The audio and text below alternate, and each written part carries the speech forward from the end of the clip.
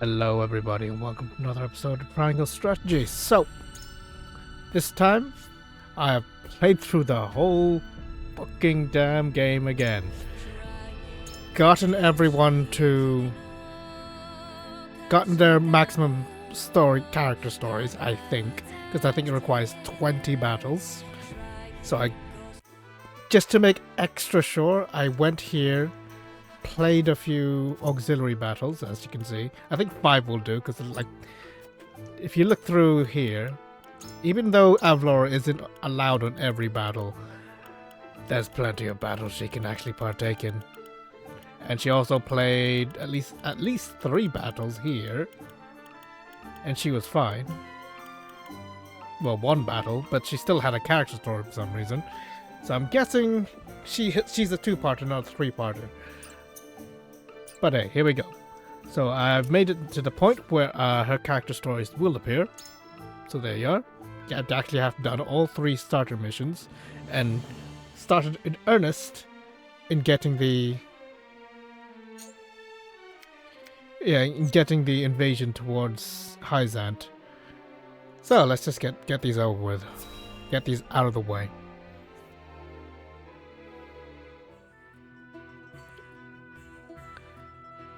At last, Glenbrook is ours once more. We could not have done this without you, Huette. I cannot thank you enough for all you've done in service of the crown. I can take no credit. Huette is cameoed in a lot of these, huh? And Lord Serenoa. And of course, your loyal subjects who have no doubt longed for your return. Have they indeed? Yeah. They haven't been loyal. Can you hear them, Huette? My beloved loyal subjects speak.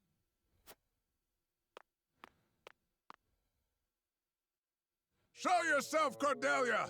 You traitor! Foul puppet of a princess! Damned witch! Lord Landroy's blood is on your hands!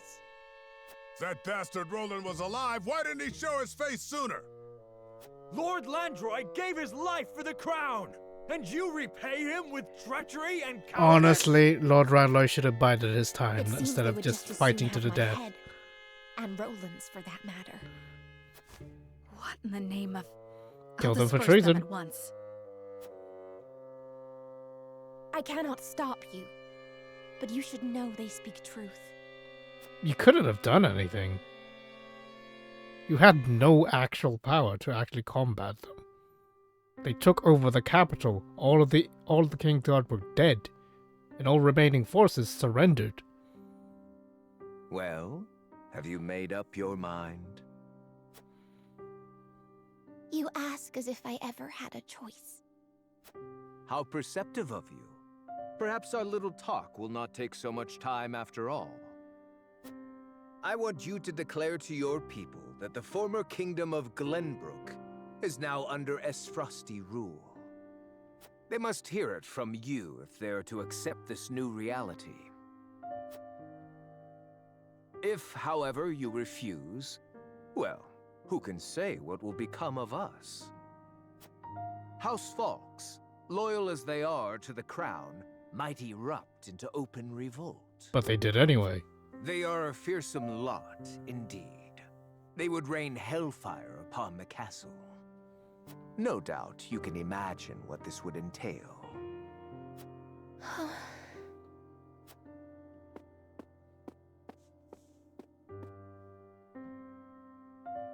So Glenbrook forces would be destroying civilian houses and everything. Had I refused to go through with the Archduke's Well, she's gonna plot, explain. our kingdom would have been drowned in an ocean of blood. I understand It's your already pain, going to Highness. be doing anyway, but I know how hard you fought you should to pick survive. you picked your moment. It is clear that the people, however, do not. They only see a pawn, a puppet, a traitor. She doesn't have a pains me. choice. They I don't cannot understand deny their that, words, so they're kind of stupid. but I cannot allow this chasm between the people and the royal family to deepen any further. 'Tis a new era for Glenbrook, but our optimism must not blind us to the fissures beneath our feet. Else in time they will swallow us whole. I would heal these wounds properly, though I'm not sure I know how.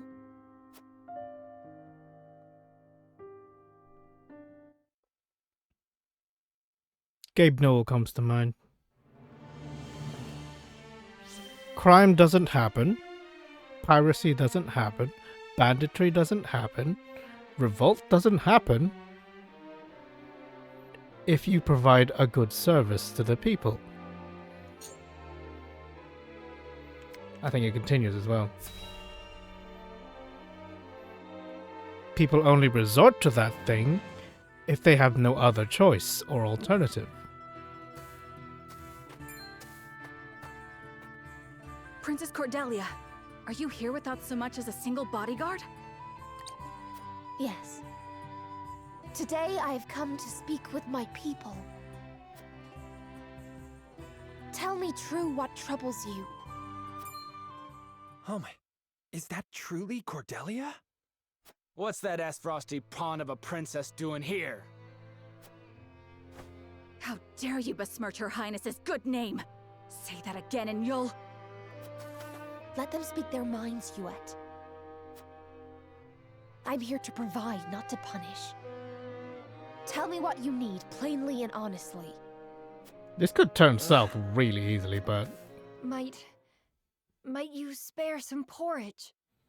My poor child lies sick abed, hungry. We have food enough for all. I shall send you some out at once, and a healer to you as well. Fear not. Your child should be back on her feet in due course. Oh, thank you, Your Highness. All the rumors said she was a traitorous puppet. Yet here she is, being kind and reasonable. I mean, that has never changed. She's always been a champion of the people. Your Highness. Like, we being a beg you traitorous forgive puppet... us our slander. They're Like- no longer quite Like, so you need to restless. understand when someone's under duress. During the Esfrosti occupation, I was sealed away inside the castle. I was but an ornament, perched on the castle balcony, unable to speak to you as I do now. It is no wonder you believed as you do. No one stood before No one you to should tell you have the believed truth. him. Everyone should have understood that she was Halt! being puppeteered. Not one step closer. Esfrost may have been driven off, but now you've sold us to the traitorous House Wolfforts. Aye! Lord Landroy's blood stains your hands! Depends on what timeline. Our homes burned to the ground in the fighting. We'll take your head before you damn To be fool. fair, that was Lord Refugees Randroy. from the Folk's He did domain. that. He did I that. accept full responsibility. You have every right to hate me as you do. No, you don't.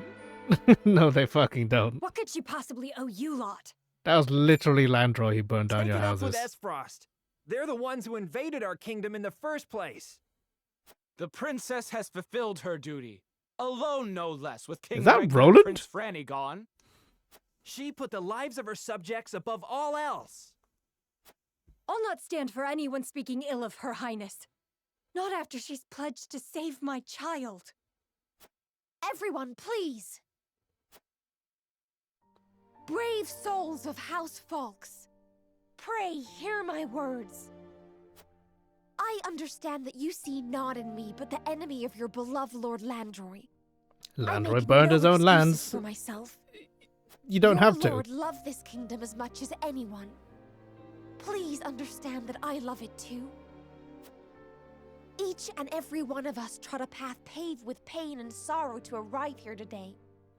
But we must keep our eyes fixed upon a shared horizon, tempting though it may be to gaze upon the cracks in the path that divide us. I ask only that you keep your heads held high, and join me in striving to rebuild Glenbrook to be stronger than ever before. I swear to you that I will give all of myself in service to this kingdom. I will show this with my every action, for I know that my words hold little purchase with you now. Should you feel that I have wronged you in you, or lied to you once more, at that time you may have my head. Your Highness. I mean, Sounds like you mean it. If you'd go that far, I mean, I reckon I can give you one last if a chance. citizen wanted a republic, But mark or my you know, words, there's a faction, a if I republican played faction, so cleanly, they'd you renege on what you said today. they'd take the chance May to it take the be so. princess's head. Because like you might, Most they might not do it in impressive, good Highness. faith, but this is It would like seem your words truly it's did reach the painting people's hearts. Glenbrook people as all I can good only hope people. This begins to They're not heal all the good rift people. between the people and the royal family. Even if it means speaking to every last one of my subjects in person, I shall see it done. Some of those will try to kill you. Some of those actually liked the Esprosti occupation. Okay, next one.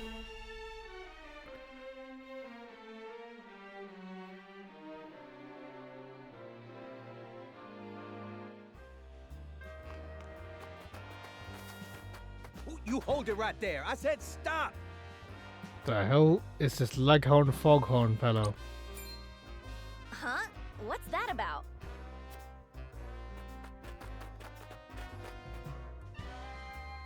Ain't nowhere left to run. Hey, what's all the fuss? This poor boy stole an apple that was out for sale. That true, you little brat?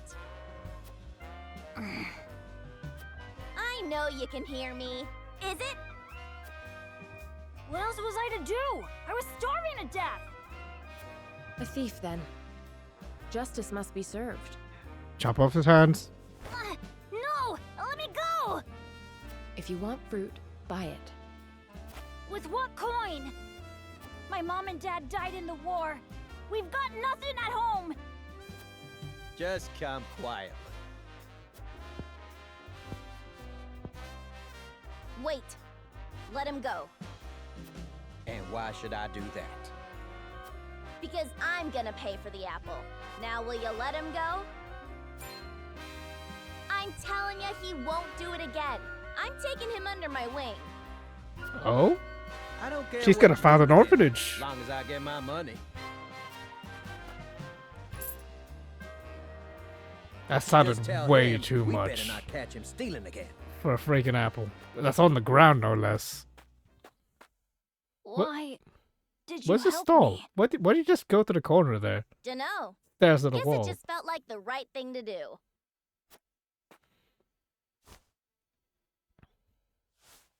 Now, you're gonna promise me that you're done thieving. For good. On my parents' graves. Thank you. The both of you. But Letting him off with a mere isn't promise. isn't that the kid I who pray lived he in that keeps it, burnt down but I have house? my doubts. In a world like this, sometimes you can't help but stoop to stealing. I should know. That's how I made it this far. But it's no longer how you live now. Is that so? You damned right. Even when we were bandits, my pa always told me never to steal from the poor. I've got no need for a world where the rich get richer. So I never once thought what we were doing was wrong. Fair enough, honestly. We were noble bandits, allies of the poor and the suffering. That was the oath I took, and I meant every word of it. None of that excuses thievery, which you've sworn to House Wolford you're done with. I know that. To be of fair, her course, but- moveset is still stealing shit What? from the enemy. Well, Pa now makes an honest living helping people. He still steals from the enemy Me, on the other officers. hand, there's gotta be something I can do to help the poor. He's gonna find an orphanage. Or like an almshouse. They didn't have halfway houses, they had almshouses. I'm praying Avlora's all done. Because I don't want to do another battle just to make sure I have it all. Soup kitchen. All right, form a line. A proper line. No need to fight, there's enough for all of you.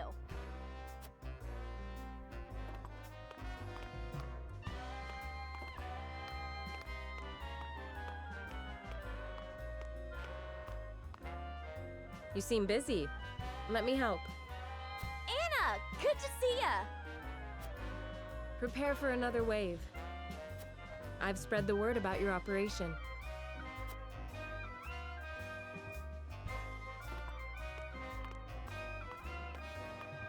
Is it really true? Are you giving out free bowls of stew? Hey, I know that face. Huh, it's you, miss. I didn't know you were friends with House Wolfort. Well, I am, and it's good to see you well. Hi, I've kept my word. Yeah, No don't more keep up the thieving. line. People are I've hungry. apprenticed myself at the docks. A bit They're long. teaching me how to work the ships. Oh, Sounds like you have a bright future ahead of you. Well done. if you don't get killed. I sure do. So long as you help House Wolfort end this war. And quick. Oh, I will. I swear it. How long you gonna keep us waiting? Yeah. I'll collapse if I don't get some stew. Quit your belly aching. You'll get your bowl soon enough. All right, you. Run along and get in line. You'll get your fill. You got it. He's already in line. What? Did you just literally tell him to get back in the back of the Well, line? It seems your food kitchen has been an unqualified success. Morale is higher than ever. But we can't possibly do this every day. Nope. You don't have the So long as supplies. the war keeps raging on, all the stew in the world won't make that boy, these people, whole. We've got to end it somehow, don't we? Well, if that boy can be true to his word, I reckon I can too. I have faith in you. Then why don't you help me clean up here so we can get some training in?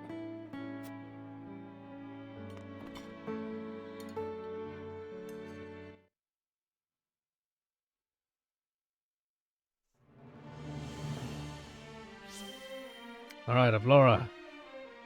Hopefully you're just a two-parter.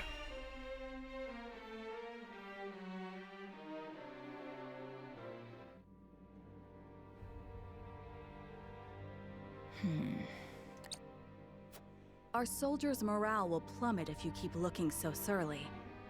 I hear even training couldn't stop your thoughts from wandering elsewhere. My apologies. My mind is filled with nothing but worry over Princess Cordelia. All the brooding in the world won't make her recover faster. But tell me, what cause have you to be so concerned for Her Majesty? This implies this is after you took over Whitehome, and She that's and where I she joined. Are not so different. What do you mean? After I was orphaned in the war, Lord Svarog took me in. I clawed my way up the hierarchy and rose to my current position. There were times when life looked so bleak, I thought I would die. But every time I reached my limits, I pushed right through them. Then this war broke out, and as things happened, I came to meet Her Majesty. Seeing her unwavering strength in the face of losing her family, her kingdom, I couldn't help but be reminded of who I once was.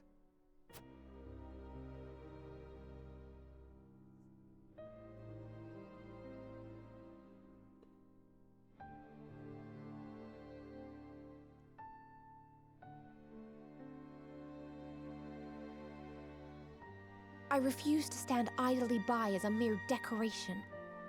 So if it meant earning your trust, Right. I was willing to show you that I wish to protect Glenbrook by any means necessary. You took a gamble. I had to. For it is not Can't remember status which or route the it reward is. that moves you. So you This bet is on my definitely honor, the and refusal would sully my name forever. the route where you take on the However, safeguarding wo- the kingdom Frosty comes warship. first. Fighting at your side will have to wait. General of Laura. A word of advice, Your Majesty. Both Hyzant and the Archduke are veterans of war. The fight will not be an easy one, and may rage on for many years. except it Even didn't. so, I will It not ended budge. in a matter of months, I must do this. if not For my weeks, father and brothers. which is kind of crazy. An admirable resolve. one which I will see fulfilled. I shall be your sword and shield, my queen. Thank you, General of Laura.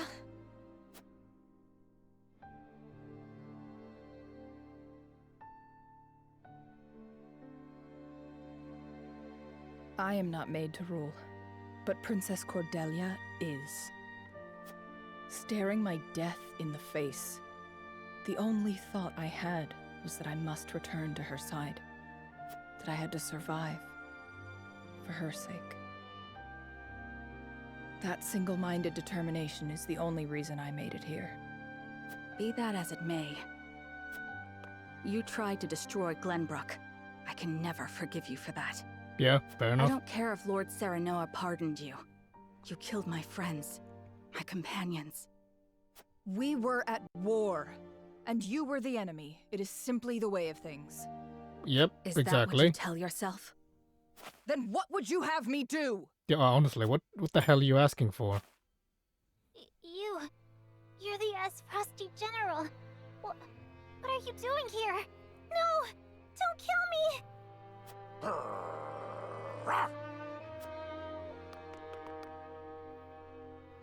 Ugh.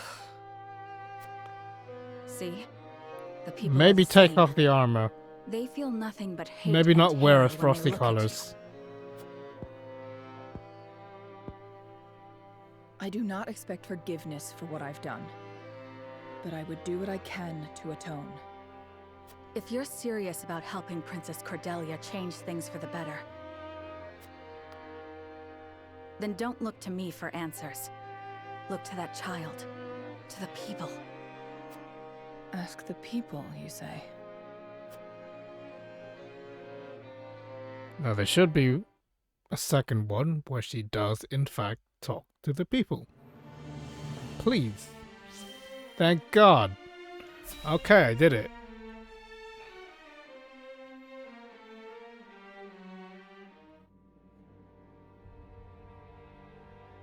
This place is in shambles. It will not be easy passing through here each time. Neither is it easy for me to look upon the face of the woman who killed my friends. And but I think she means the Kingsguard as well. Because no one in Wolford died, it's just the Kingsguard. Oh, that dog. That mixing on that dog. Ow! Someone help me!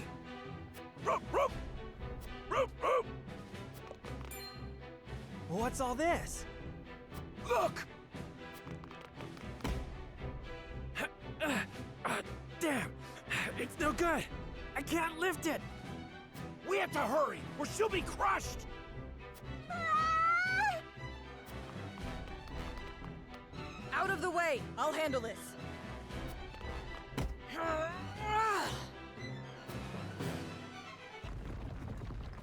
Are you all right?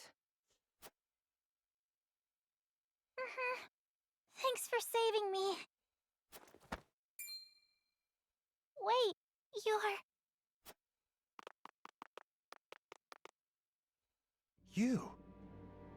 You're the one who killed Prince Franny. How the hell did you know that? What? You serve House Wolford now? You make me sick! You ruined our lives!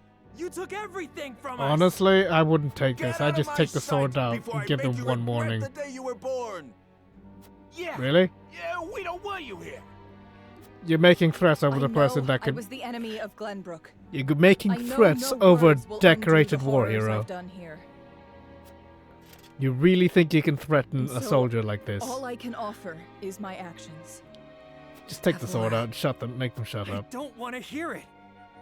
I don't care how sorry you are or how much you grovel. It won't bring back the people you killed. No! Stay back! leave her alone!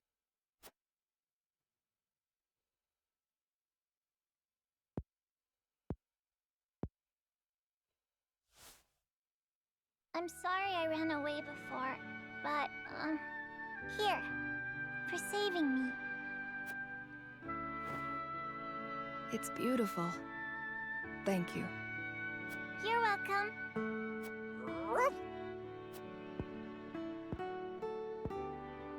We aren't like you. We don't want blood for blood. You're the one who threatened Nor it, do I. asshole. Not anymore. And so I would spend my life atoning. And fighting to build a peaceful future for children like her. You want them to have a future? You can start by helping to end this bloody war.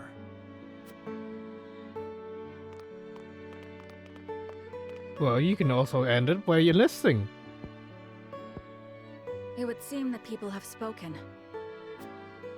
Nothing you do will erase the horrors you've committed in the past. But seeing you today, I do believe you mean better for the future. I do. This I swear on the name of Princess Cordelia and the royal family of Glenbrook. I vow that I shall protect this kingdom's people with my life.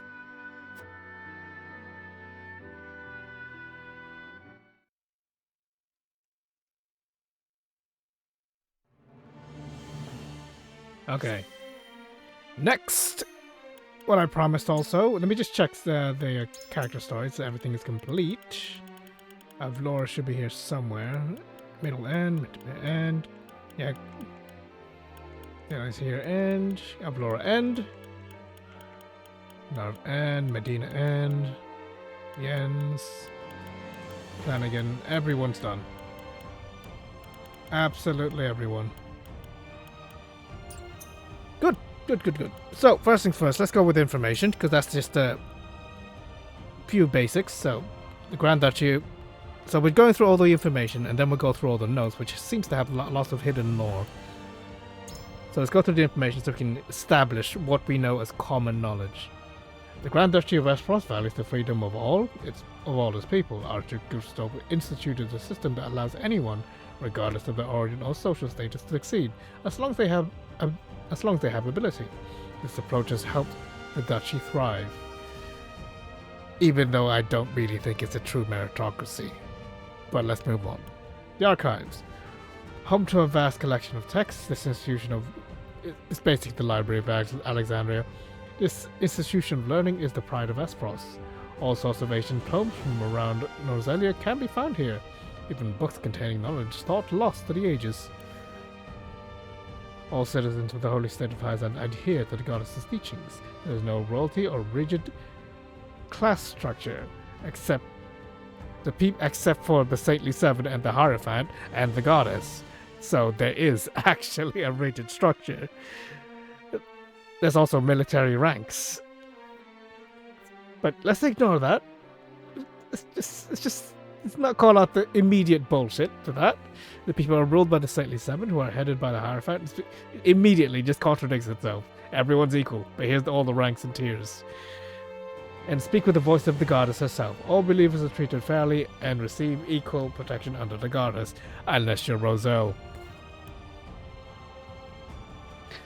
The finest medical facility in all Norzelia, located in the Byzantine capital. It also serves as a research facility, where the best and brightest minds gather to study life and magic. They devise spells and medicine to alleviate pain or speed healing, and treat all believers free of charge. That's good. I like that. Statewide free healthcare. A smuggler has been apprehended in Espros, fleet of foot and deadly with a bow. Asked Rudolph. The criminal seems to have been given the Duchy's constabulary. Quite the fight. Ice Mage. That's Corinthian. They say Minister Lila of Hyzan's Saintly Seven employs a handsome... It's very specific. Handsome Ice Mage as a researcher. Ice magic is notoriously difficult to control, making magic of this type extremely rare. Rumor has it there's a device hidden in Wolford's Castle Town, capable of laying waste to invading armies. Whether this is truth or falsehood is unknown, but if it does indeed exist, it could deal just as much damage to the townfolk. Lord Simon has long been loved and admired, not only by his own people, but by the Roselle. Now that Cyrano has succeeded as father as Lord of the House, the responsibility of protecting all people of Wolford falls on his shoulders. Outfitted with armor and weapons forged from the iron their homeland is renowned for, the Grand Duchy's army, dubbed the Black Irons, is a fearsome foe. Since success in Espros depends on merit rather than social class, each soldier fights ruthlessly in hopes of advancing their rank. Which is kind of like the Qin dynasty, like the Kingdom of Qin, but which founded the whole Kingdom of China, because it ran sort of like this. It's sort of like a pseudo meritocracy where you can advance in rank if you demonstrate your ability in battle. I guess it's sort of based off that then. But then, there's lots of civilizations have used that model. But it's not really. But we know full well it's not a true meritocracy. Espros has distributed wanted posters of Prince Ralph across the realm, offering a reward to whoever captures him alive. Likely that she intends to use the young prince as a means to some unknown end. A puppet. Roland's master, Sir Maxwell, went missing after he faced Avlora on Thornbat to buy Cyrano and his comrades time to escape. His mask was later discovered floating down the river and has found its way into Roland's hands. How does anyone know that? Because I recall that was mentioned talking to a civilian. But I think that's Cyrano's internal monologue after they talked about Maxwell. Glenbrook Three Houses, Wolford, Folks, and Tellior are charged with the kingdom's protection. They were once a single clan, now divided. Were they? House Wolford is their de facto leader, and as such bears the greatest responsibility.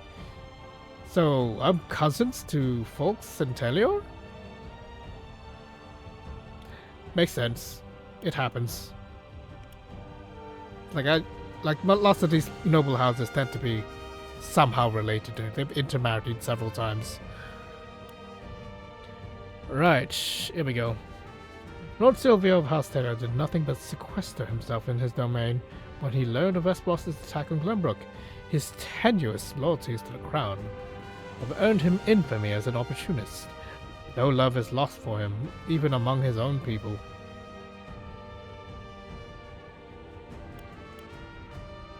Now, this is well known before the invasion of Espros as well. He's always been like this. So I'm just trying to place things in an invisible timeline of how people were like, and where they changed, where they grew, where they degraded. Though one of the three high houses, Tellior lacks both valor and troops. Still, the support of soldiers at full health is something the exhausted House Wolford desperately needs. Repelling the... Okay, House Wolford's weakness. What is that weakness? Repelling the Duchy came at no small cost. With this people and soldiers both run ragged, House Wolford may no longer be able to stave off any further threats to their domain, except we did. The current state of affairs puts the very existence of their house in jeopardy, except it didn't. Espros' guiding principle.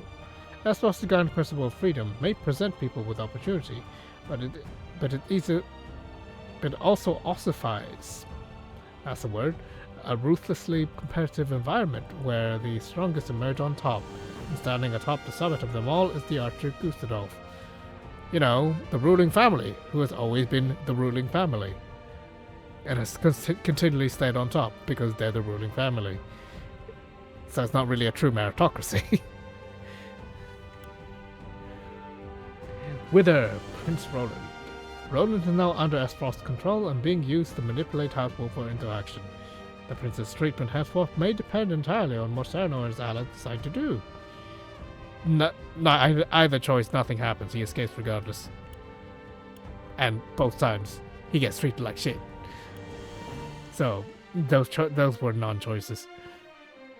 Sorcery's responsibility. Sorcery, as one of the Saintly Seven, has been entrusted by the Hierophant with overseeing the foundation upon which the Hyzant economy is built, salt production. In Hyzant, the teachings are taken as fact. Oh dear. And the Hierophant's orders are seen as direct commands from the gods herself. Those who defy such commands are punished with equal severity. Regardless of status.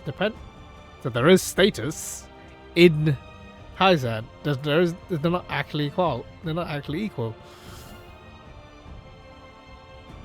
Burning a crime, execution is not unheard of. But that's true of all 3 territories. You do a crime, you're gonna get killed. The Stately Seven govern all aspects of life in the Holy State, from the military to the economy, led by the Hierophant. Each saint assumes a specific responsibility and holds great sway in both domestic and foreign affairs. They are beloved by the people as representatives of the faithful. Exile Marshal, one of the Saintly Seven, charged with overseeing matters of the military and diplomacy. He enjoys immense popularity among the people for breathing new life into the nation. It has earned the Hierophant's deep trust as well.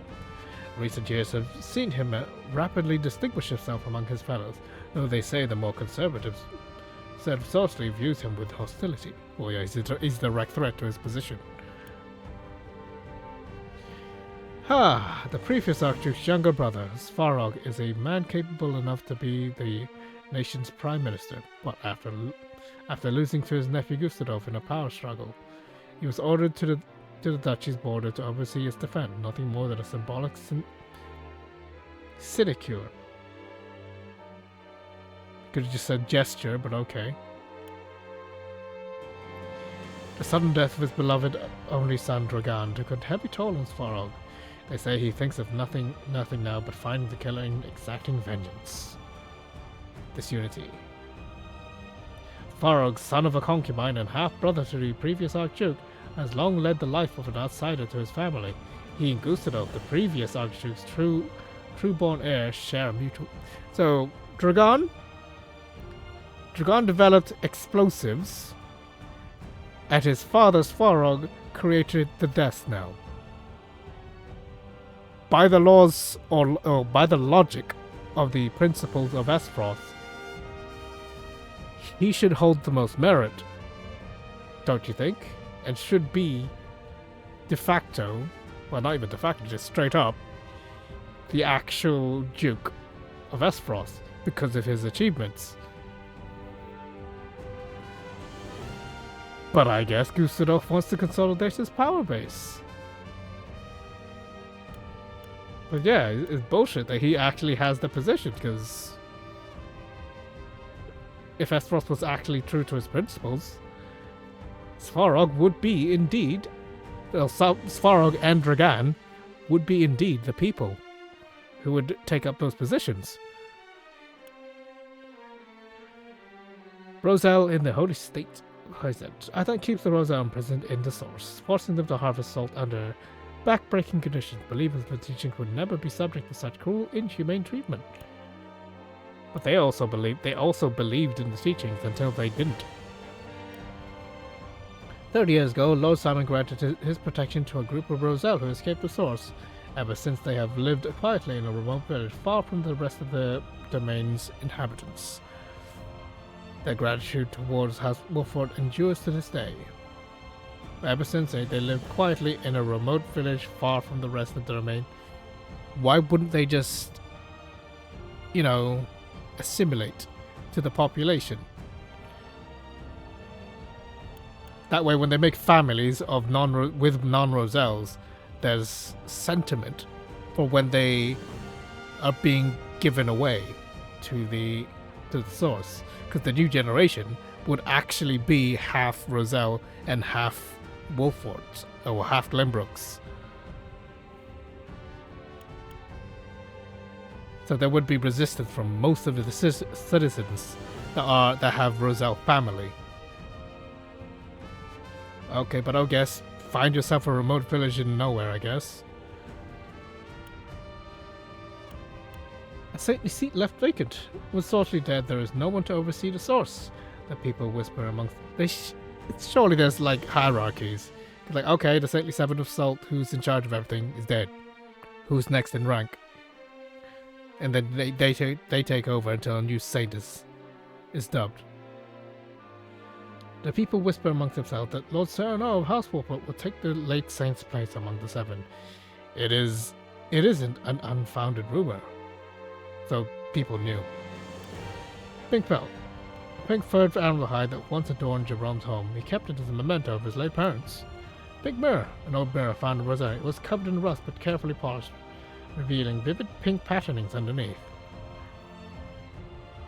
Which was the elder's wife's favorite mirror. A strange pink rock discovered in Rosella Village. It was concealed beneath the floorboards in the elder's home, occupied Crown City. Scouts bring back word that the Duchy has split its large forces between the Crown City and Whitehome Castle. Duchy has split its large forces between Crown City and Whitehome Castle, with General Blore in charge of holding the latter. Taking the city in a head-on assault would be nigh impossible.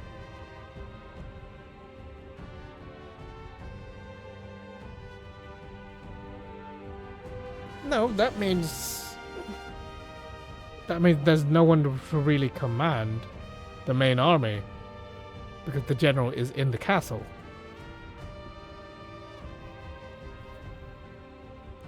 And if we're going by Frosty logic here, the best soldiers would be inside the castle, and the dregs would be outside, who would surrender immediately.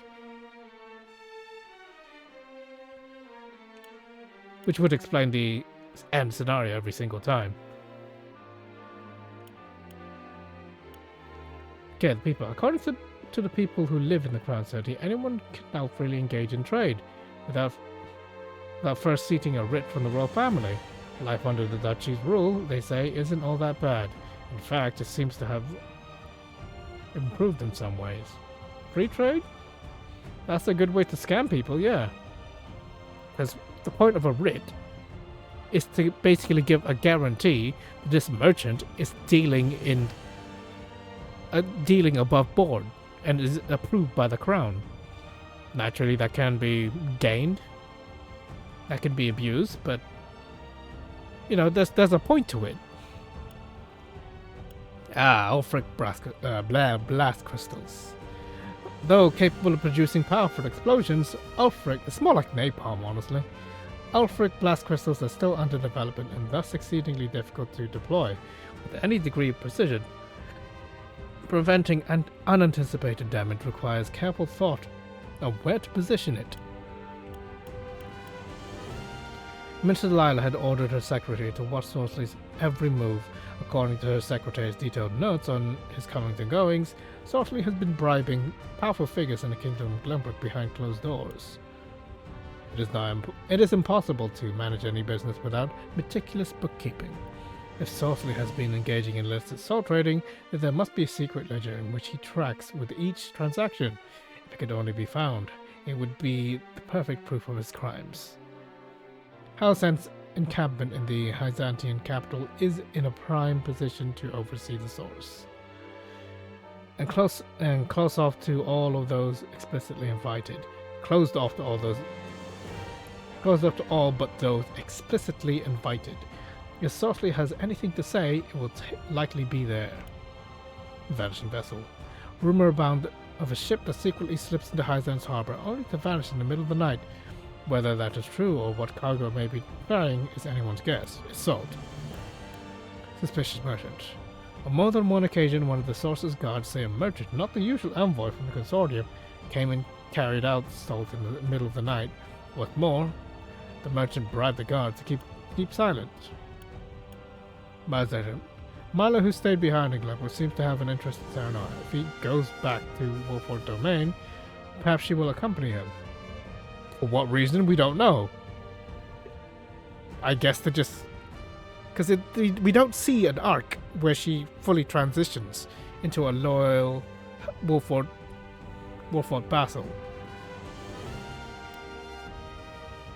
Recently, a gang of bandits, their numbers greater than even the Wolford soldiers can manage, have been spotted near Rosella Village, and they are led by a certain father and daughter duo. The message for Exham.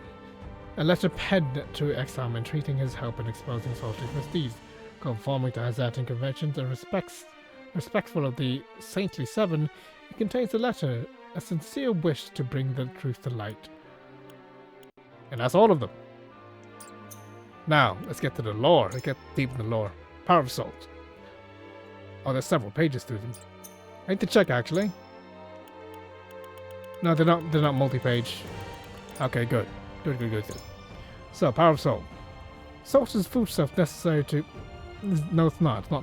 You can eat food without salt. But that isn't all it is. It has a myriad applications beyond the kitchen. It contains within it the power to change our world as we know it. In this book, I, Dragan Espros, have recorded the results of my research in the Grand Duchy's archives. The combination of everything I learned, poring over ancient texts from all over Noselia. For example, salting food is an excellent method of preservation, but doing so on a large scale is untenable due to the mineral's costly nature. If you could preserve large stores of food, it could easily... Okay. It could be easier for people to travel over long distances or help us trade goods and supplies in even greater quantities. It could even become possible to explore the hitherto unplumbable depths of the Byzantine desert. Or... Really? You're gonna eat salt, which makes you more thirsty and drains your water reserves, in the desert, or to sail beyond the Great Falls in the south? Why would there be no foliage or game to get in? Keep going, let's keep reading. Even more indispensable are salt's medical benefits. My predecessors used what limited salt they had to conduct various experiments. Though salt's scarcity makes it nigh impossible to put their findings into actual practice, they have shown that salt can be applied to great effect in developing medicine, producing materials such as leather or glass. What? What the hell is it? This is not salt, this is magic. And animal husbandry. True, horses do like a nice salt lick. The research even suggests salt can be made into a volatile blasting agent. I expect even further possibilities will be discovered as the research progresses. Though whether research can progress remains to be seen, with the source under Hyzan's tight-fisted control, but we must not abandon hope for the better Noselians. For the better Noselian salt could help us realize. So, someone must clear the way forward, else this era of prosperity will die before it is ever born. One of my attempting to raid will be vital for this effort. The potential of salt is the potential of Noselia's future, and that of all of us who dwell within this great realm. Because, like, yeah, glass is made with sand. Leather is made with hide, which gets tanned by urea or urine. None of the process requires salt. But okay, just move. We'll move on. That's crazy. Potential is the okay, and all of that certainly will dwell within this realm. Yep. I dedicate this book to all those who, like me, are striving for a new era. May it help it guide us to a brighter future. Minister Laius entrusted with a secret mission of utter importance. I am to follow Minister Saltley and monitor his every move. Day X of month X. It has been 1 month since I began following Saltley. House Hand is very well guarded. I have not been able to learn much, but such an extreme level of vigilance is suspicious in and of itself. I will continue my surveillance once I am able to slip past the guards. Same day, I assume. Minister Saltley met in secret with a number of high-ranked Lumberjacks, Patriot, and the Royalists, and gave them bribes. I hope to gain entry to the South and discover what those bribes were. Once I have concrete information, I will make my report to Minister Lila. Actual production projected output 13k. Consortium delivery. He's skimming off the top. Active commercial output 12k 850. No. He's skimming very slightly, but ever so slowly. Consortium delivery. Huh. So it's 200 now.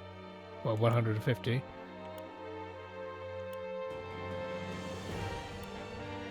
So as he goes, he just keeps increasing it. Earnings 500. Now extended working hour production to track the recovery. So basically, his system is not very non-sustainable because he's skimming off the top, but he's increasing the amount each time because he's getting stupid and greedy, making it really obvious and noticeable when he's skimming. Yeah, and so production goes down as a result.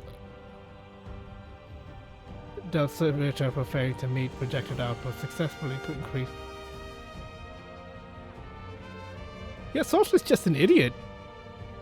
If he just kept it to this humble amount of 100 each, he could have just done that for quite a long time. But the fact that he keeps increasing it makes it really clear that he's being a scumbag.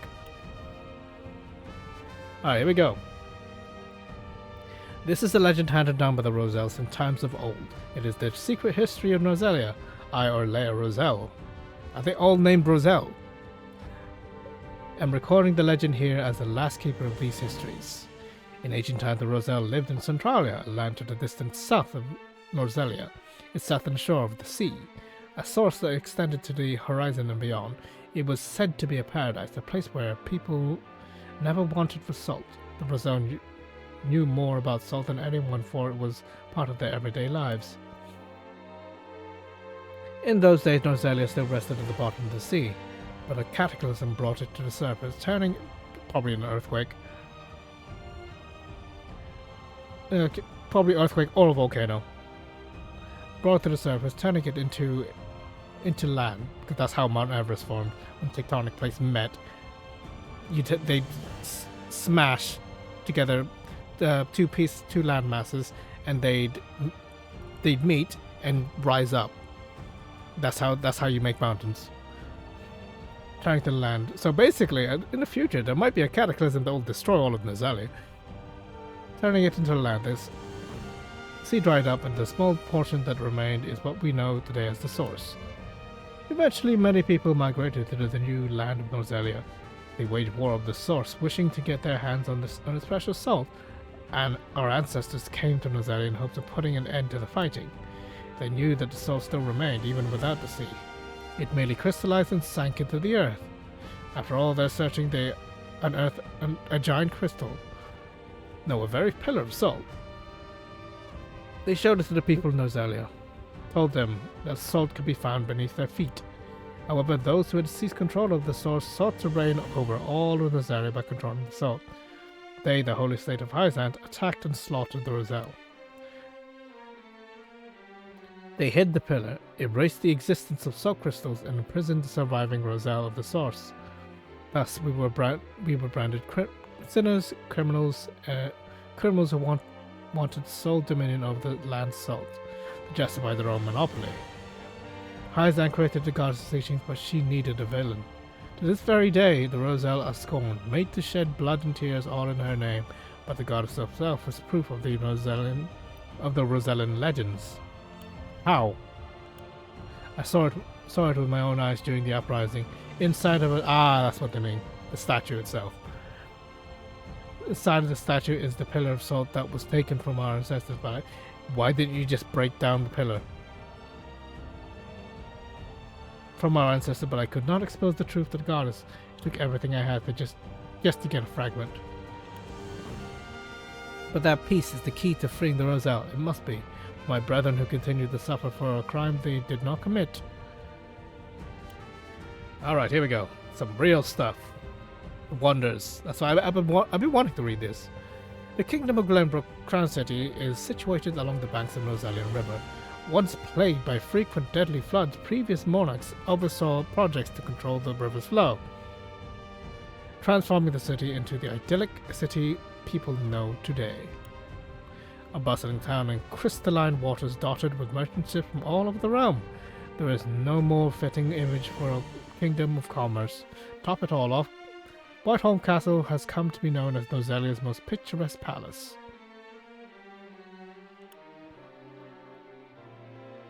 There's more to the castle than its beautiful exterior. Genius feats of engineering went into constructing such a mammoth in the middle of the river, which becomes the castle's best defense the moment the bridge is raised. Out of all the castles ever built up in Noselia's storied history, there is no question that Whiteholm is the most impressive.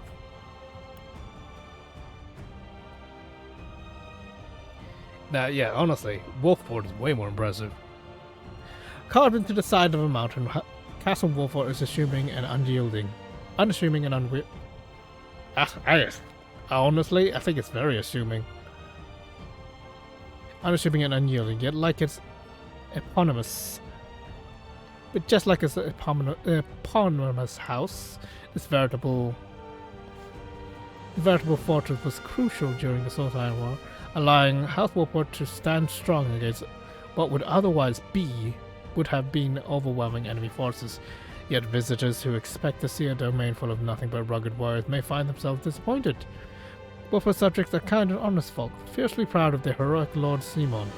Engineers used the slope upon which the castle town is built to create a system of canals that flow through the city and provide a clean, comfortable space for the... You only do that for irrigation, so that would be sewage water, if anything. Comfortable space for the people to live in, so... Because it would be stupid to use that as a source of drinking water, because people would cover it in dirt, or shit on it, or pee in it. So it would have to be like a source of like sewage.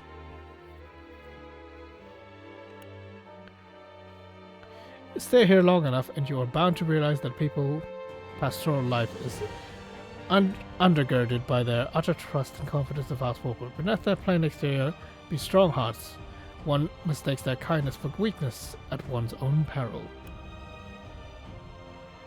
What's this? Positioned on the branch of an eastern tributary of the Noselia. Wolfport Harbor. Yeah, they would. Okay, I didn't think it was positioned in a cove. In the Riverside Cove at that, which is strange. That doesn't happen in nature. Wolfport Harbor enjoys prosperity as a stop along the trade route between the three great nations of the realm. It served the second purpose of protecting House Wolfport during the summer, but after the conflict ended, Lord Simon reformed it into a port. Now, one would be hard-pressed to see any signs of military fortress it once was. That said, it's still a valuable strategic location since it is the closest settlement in Glenbrook to the Byzantine border. As a bit of an aside, the tributary upon which Wolfport Harbor sits is also home to a rare species of fish, the Wolfport char.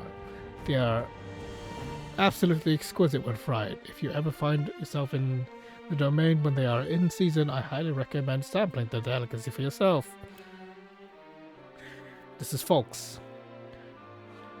Snow-capped mountains and verdant forests are indeed lovely, but I find the golden wheat fields of the Folks domain to be a beauty unparalleled by any other, because they are testament to the long years of sweat and blood people put into creating them. This was always a lush land to be sure, but those wheat fields would never have been possible without people nurturing them. The windmills dotting the fields must also be taken in consideration in trial and error to construct, and have taken considerable trial and error to construct. To cultivate the land, care for it, watch as it bears the fruit of your labor. That is what the people of Folks have done untold hundreds of times over decades. So it's a recent thing. The breathtaking beauty of these wheat fields is a fitting reward for how hard the farmers have worked. Upon the Nozaria River, near the Glenbrook-Espros border, you will find Tellior Reserve. Okay, reservoir. A lake of fresh mountain water made from damming that section of the river. Construction took several decades. Really? How the hell would you do that? Why would it take decades to do that? Would have to be several phases because the water is not going to stop. It will keep flowing. Construction took several long decades, hundreds of workers and thousands of backbreaking hours of labor, but it was worth it. For the dam now protects the crown city from floods and stores enough clean water to last the kingdom for years to come. Grape orchards have also sprung up on the slopes surrounding the reservoir, producing wine that is so famous I need hardly elaborate. Sipping a glass of that wine on a warm summer's eve, whilst gazing upon the luminescence of Tellior's famed street lamps reflected in the reservoir's still surface, nothing in the realm quite compares to such a pleasure.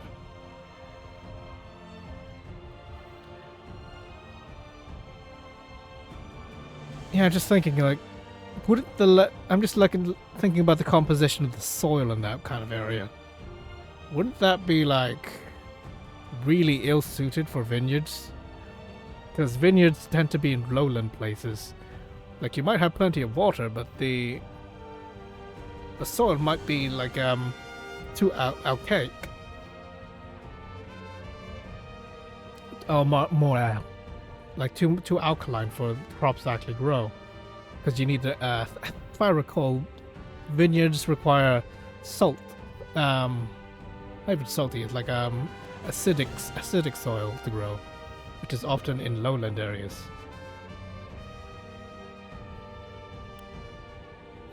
Let's not think about it. This is a fantasy world. But you have to pose the question, you have to make the point. At the top of a steep mountain path loomed the two towers towards the gate. And a giant gate that gives the Espros stronghold its name, Twins Gate. Situated in the border with Glenbrook, it defends the only passage into the Grand Duchy. For generations, command of Twins Gate had been entrusted to an army general, until recently when Minister Farog Espros was inexplicably given the role. For a giant gate made of iron, it can be opened or shut with surprising speed. I'm not sure of the exact mechanism that enables this swiftness, as it is heavily guarded military secret, but according to an Esprosi soldier with whom I struck up a friendship, they have somehow harnessed the power of the subterranean source of the river.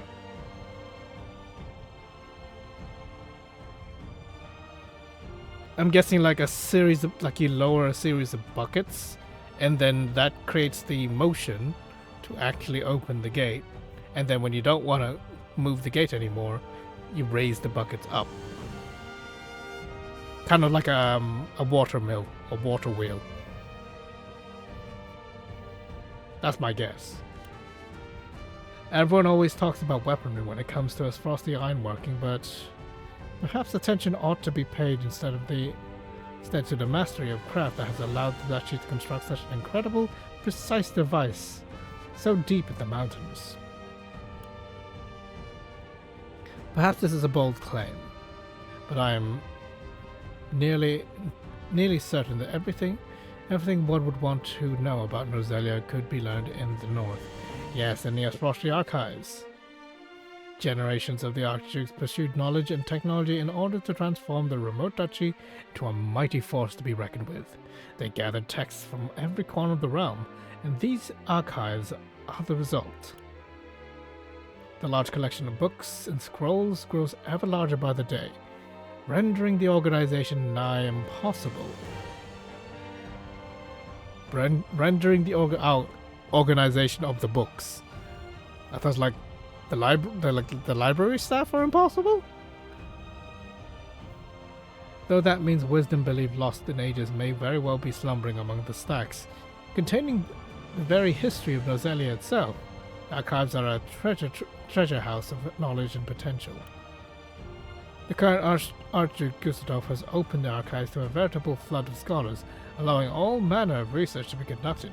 Who knows what surprising discoveries tomorrow might bring because of this. Upon the Nozellia River and past the handful of craggy mountains lies the Esprosti capital. Despite the blizzard swirling about it, the city itself is orderly and well maintained, and the people who dwell there are spirited and undaunted. By working together, they have managed to thrive in one of the most inhospitable places in the realm. Which doesn't make sense because this is a meritocracy, you'd screw over people all the time. I've managed to thrive in one of the most inhospitable places in the realm. It is this fortitude that has allowed Aspros to grow into a nation to be reckoned with. Aspros Ironstone was carved out of a rocky mountainside, which is unusual, but fitting for a land which countless iron mines. Within its borders, it functions as both castle and an iron factory. Skilled artisans in the Grand Duchy are brought to the castle where they mass-produce ironworks and engaged in technological research. Thanks to an enormous forge as large and as hot as the mouth of a volcano, how do you know what a volcano is? You don't have a volcano. Yeah, with infinite things can build, they are capable of creating huge quantities of ironware and weapons on a daily basis, or as process pride and joys of black irons. Like, yeah, they don't have a volcano. If anything, this would be an earthquake zone. Upon the castle's ramparts is arguably the crowning achievement of Esprosti ironworking, a gigantic bell, larger than the largest dragon. How do you know what a dragon is? There are no dragons here. I cannot even begin to fathom how they managed to create such a beast. Each day the bell tolls the time for the people of the capital. It is so loud it can be heard all throughout the mountains, and I've even been known to trigger avalanches on distant slopes. RIP. So it's regularly caused a bunch of deaths.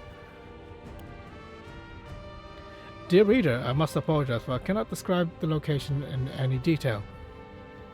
Both my own safety and your own peace of mind, please forgive me. You see, the locale in question is home to an unlawful tournament hosted by, well, someone whose identity is a secret best left alone. It was pure happenstance that I found myself paying a visit to this underground arena. The matches are all bloody battles, and spectators take great joy in wagering large sums on which combatant will emerge victorious.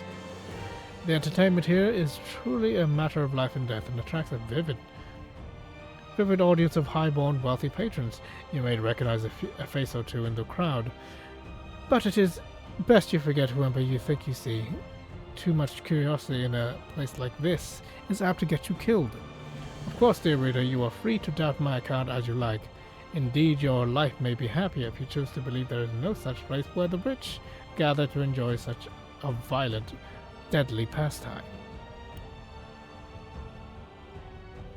Situated at the edge of the Hyzantium, the Citadel of Salt is Hyzan's first line of defense. It has been the site of countless battles throughout history, including, yet honestly, Hyzantium probably is clearly based on the Byzantines, because I recall they did have a similar fortress, including the vicious border skirmishes of the Salt Iron War. It's actually kind of like a fusion of. It is kind of a fusion between the Persians and the Byzantines in terms of their dress, and then with a little bit of Arabian influence on top. Due to its importance, one of the Saintly Seven has always overseen its command.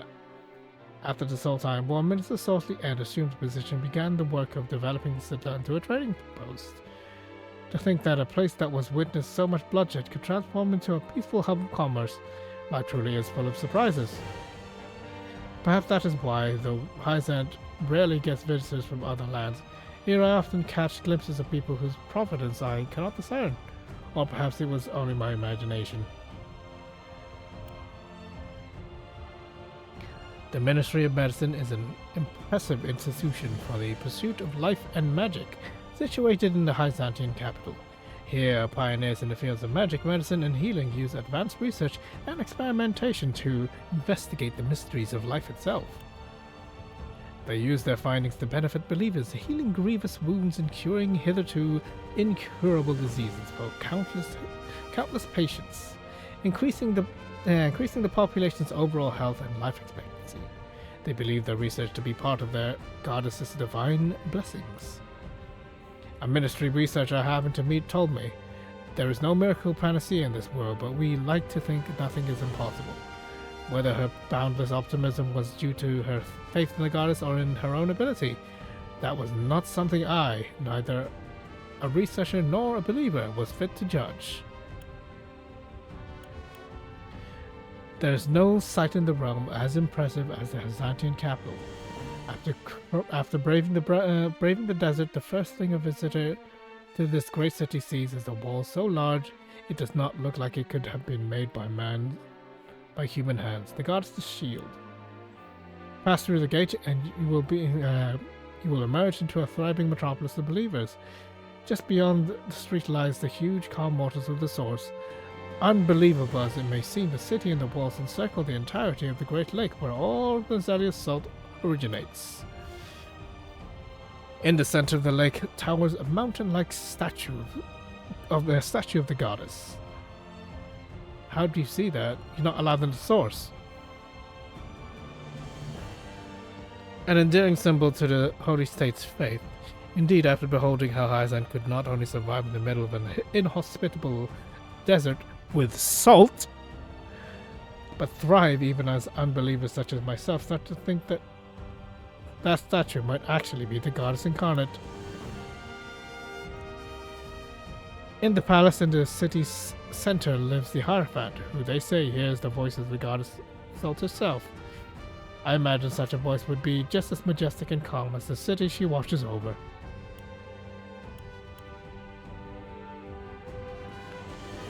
At the southernmost reaches of the realm, the waters of Nozelia rage over the Great Falls. Okay. The waterfalls spill over a cliff so large it looks as if it has rent the very world in twain. Beholding the falls makes one keenly aware of just how small humans are. It gives one the sensation they have traveled to the end of the earth. One can take not a step further, but only watch as the waters tumble down, down, down until they disappear. No one knows for certain what lies beyond the Great Falls, though legend says there is naught but barren wasteland. Why not just walk a few kilometers and check? And only legends to go off of, for none who have ventured past the falls have ever returned. Even I have no way to discovering the truth. The path ends here, and I have exhausted my supplies. I must put this place behind me and return to Nozelia, to civilization. Yeah. The scale of this map is freaking tiny. It is barely the south side of England. That's why people can travel so quickly in this map. The scale is freaking tiny. How the hell can you believe this is the whole world when there's vast expanses of land in all directions? You can go north here, and it probably won't even get any colder because it only gets cold because of these mountain tops. You can probably go north, further into foreign lands. Why is there no foreign visitors from foreign lands either? Because someone could get past this desert and just make it to Hyzan. Someone could go from Centralia, travel north, up the Great Falls. No, okay, yeah, that's impossible. You can't climb a vast ravine. Yes, you freaking can. If you build a bunch of scaffolding or, freaking stairways, you can definitely make it up here into Folkslands and then go into make some trade with the capital. Or you can come from the west, which seems to just be pure land, just hills and fields. Honestly, the way this game implies that this world is isolated is baffling. It doesn't make any geographical sense. But let's continue.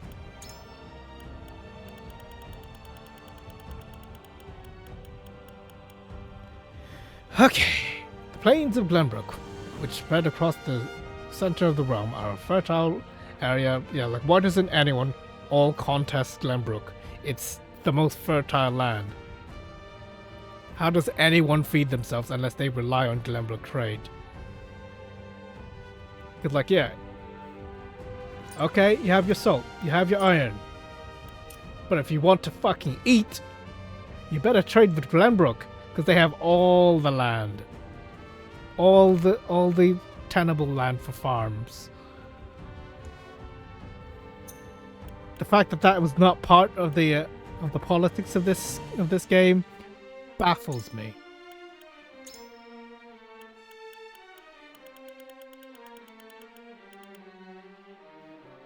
We spread across the center of the realm, and our fertile lands of the central area has been cleared away and established as the breadbasket of Noselia, known for its bountiful grain harvests. So everyone knows that at least. To the south lies a vast forest wherein tigers are rumored to roam. There are a number of Glenbrook legends regarding kings and warriors who hunted these beasts, which likely came from a time when that forest covered more of the plains. Hawks are also known to inhabit various areas across the plains. Why would they do that? They would occupy the mountains or the hills, not the plains. They'd be exposed there. If anything, they should be in the woods as well. Okay, their shrewd conduct and gallant figure is known to all who live near, and they are beloved by the king and the people as a symbol of strength and pride. The hawk upon House Wolford's crest is a perfect example of that adoration. In the northern reaches of the realm lies the Noselian Mountains. They are the source of the Noselian River, and the blizzards surrounding their ice and snow-covered peaks prevent any from passing through. They totally can, though. The summit is a harsh place where not even birds dare fly. Why? There'd be rodents and frigging bears and stuff like that to eat, especially with birds that big. Beneath the ground, however, runs veins of rich in iron, copper, silver, and more. The people of Espros eventually managed to reach these veins and open several mines.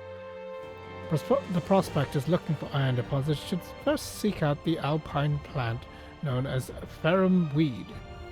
Tiny red flowers sprout upon the weed's black leaves, and the plant itself can only be found in areas rich in iron. The red and black, the colors of the Grand Duchy, are said to represent fire and iron, but may also stand for the colors of the ferrum weed. The Noselian Mountains are also a major inhabitant of great hawks. Okay, good. It makes sense. Great hawks, both intelligent and large enough to carry a rider upon their back, were once known to nest all across the realm, but are now rarely seen outside the mountains. Due to difficulties of artificially breeding, these mountains are considered a very valuable place to face the hawk riders and any who use hawks when sending missives. In the east sprawls a massive, barren wasteland known as the Hyzantian Sands, home of the Source, a tributary of the Noselian River runs through the area, but its waters are no match for the river's soaring temperatures and harsh sunlight. At night, however, temperatures sink below freezing. Aside from Hyzant's capital developed around the Source and the... a thought occurs to me. If Hyzant has the Source, this city would be freezing cold because of the salt's cooling effect. Because that's the main thing why it's used as a preservative. Because it's not only like keeps away bacteria and stuff, it actually actively makes the things it's surrounding freezing cold. Let's get back to it.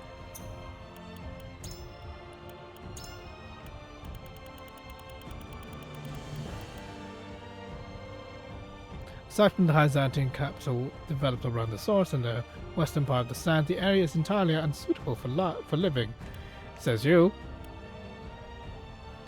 Several oases dot the depths of the sand, and herds of wild horses gather around these watering holes. Why would horses be in the desert? What? They are robust creatures, having lived in the desert.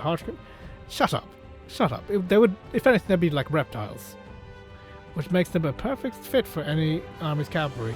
Nations are willing to pay a high price for these horses. The famed Byzantine cavalry horses were also taken from the sands. Many attempts have been made to reach the ends of the herd over the course of time, but none have succeeded, or they have and never returned.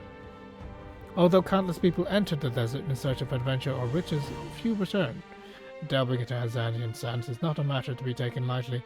One must be willing to risk their very life when stepping afoot in the wilderness.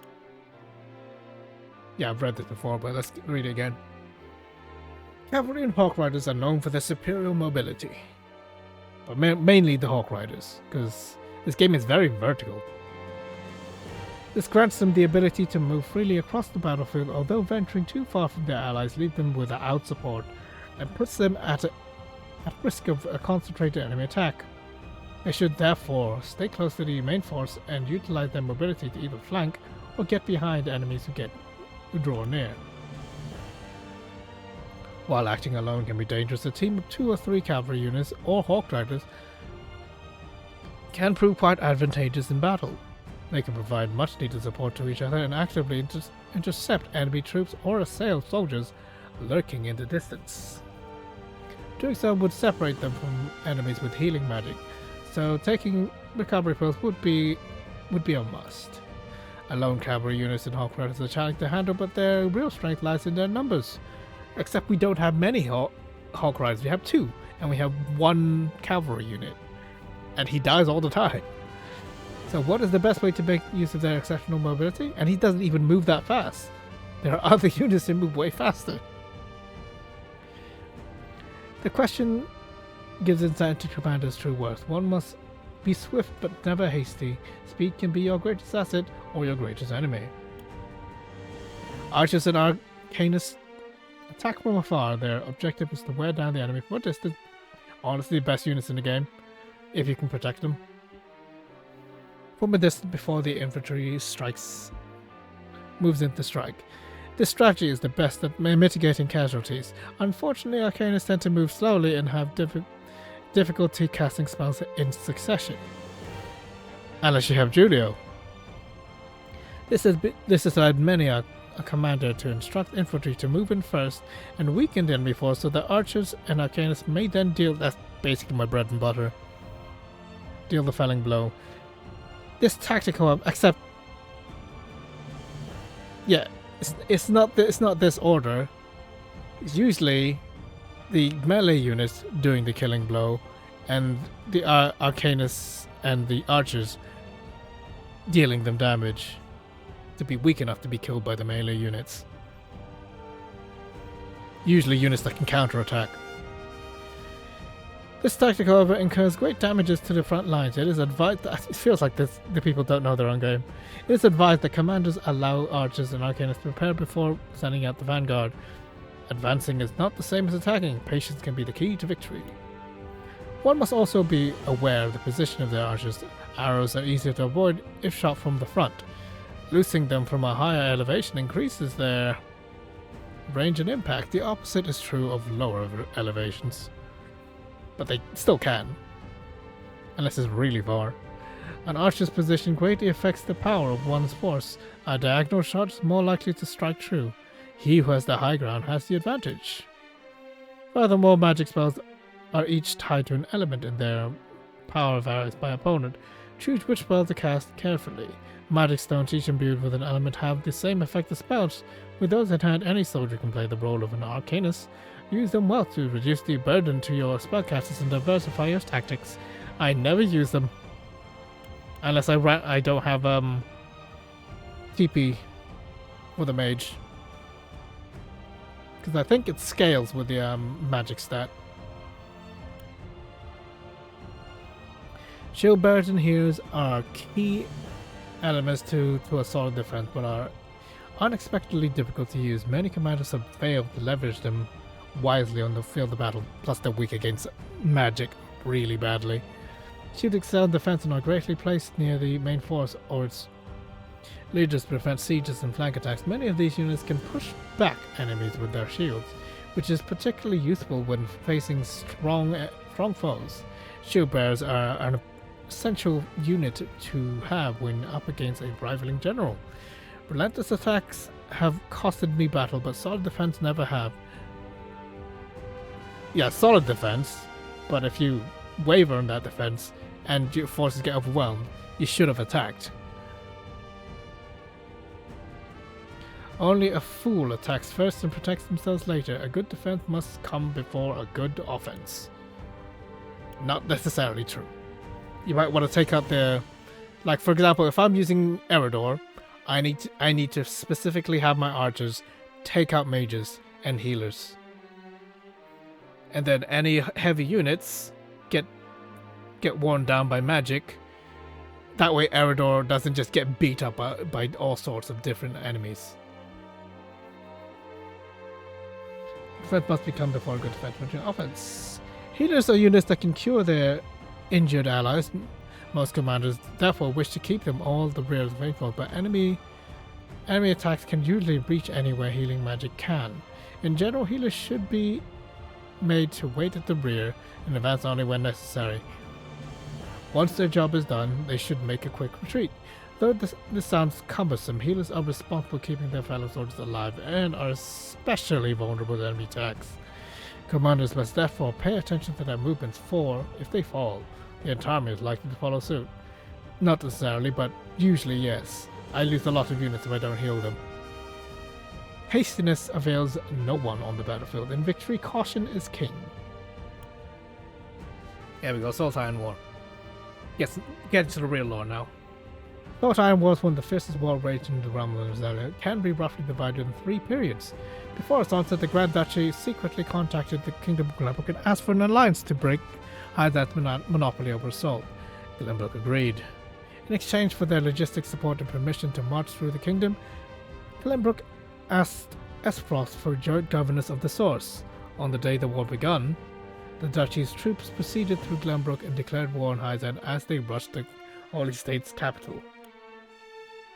Hyzan barely had time to close its gates, and the God's shield protected them from the onslaught, but their forces were unprepared, leaving them no choice but to take the defensive against Esfrost's iron might.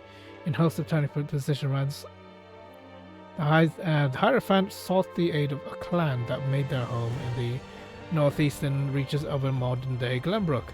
They called themselves House Wolford. Seaman, lord of their house, heard the Hierophant's plea and made way for the Holy State with a small but elite force of warriors. Their bold attack broke through the duchy's encirclement and forced them to retreat to the border. This effectively destroyed the Esfrost's hopes of an early resolution.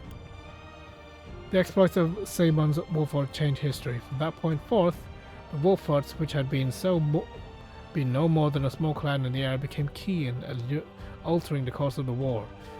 Basically, Simon fucked up. He should have left them alone. The fighting came to a standstill with Esfrost and Glenbrook on one side, Hyzan and Wolford on the other. The war affected not only those on the battlefield, but all across Nozalia. Before long, the salt reserves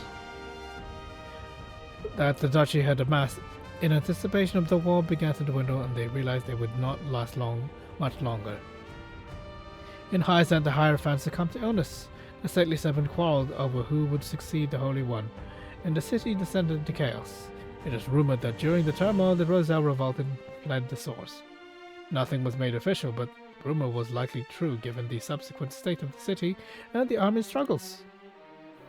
Despite the growing fatigue of both parties, all nations involved were reluctant to retreat out of fear of public backlash, so the war dragged on. Battles small and large were raged, and the fight of the renowned Citadel of Sand among them. Details of the damage are still unknown to this day. The people and soldiers of all nations suffered greatly over the 30 years that came to be known as the Salt Iron War.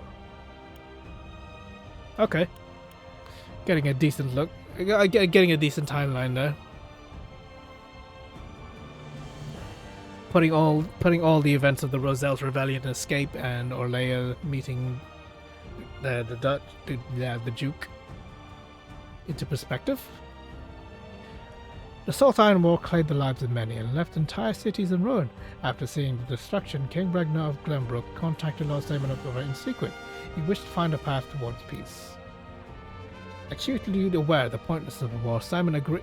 Why did you help then? You should have just let the Hyzant die. Simon agreed to meet. The two began working together to bring an end to the bloodshed. Glenbrook and Wolford declared that they would no longer support Aspros and Hyzant. They demanded an immediate end to the war and for all nations to discuss the reconstruction of Nerja in a peace conference. Knowing that Glenbrook and Wolford were prepared to fight if they refused, destitute nations of Aspros and Hyzant agreed. Thus the Salt Iron War was brought to an end. At the conference, all parties agreed that the nation's borders would remain intact and make a pact of non-aggression. Furthermore, each nation was forbidden from arbitrarily limiting the distribution of salt and iron, and a Nozellia consortium was established to neutrally control the trade of these materials. House Wolford also became an influential house within the Kingdom of Glenbrook.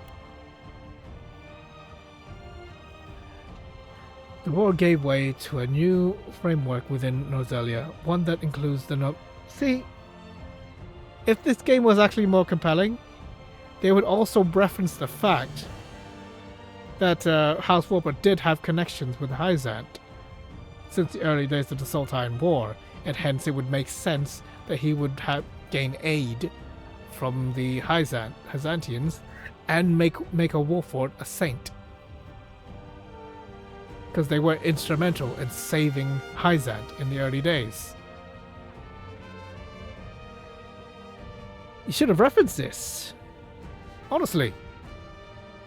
Wouldn't include the Swordwing Glenbrook's 3 big houses, but discussions over their merits and shortcomings must wait for another time. Oh, okay, here we go. The Kingdom of Glenbrook is the oldest of the 3 nations existing today. Though there have been changes to the branch families, the blood of the founder runs strong in the veins of the current King Regnar. The Holy State of Hyzant asserts that their nation was founded first according to the goddess' scriptures, and that Glenbrook's long history is a fabrication of later generations. Glenbrook has continued to ignore this claim. Fair enough. Given what we know, this is probably true. Glenbrook is probably oldest.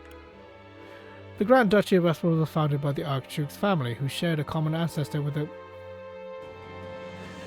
As ever, cousins kissing cousins. So Frederick is a distant cousin of... Okay. With the royal family of Glenbrook, they insisted upon their right to succeed the throne until the Salt Iron War began and denied the current royal family's rule. When the war began, they acknowledged the family's legitimacy and the 2 nations formed a secret alliance. It is said that King Regnar required the former Archduke Sigmund to officially recognize his rule in order to enter into an alliance.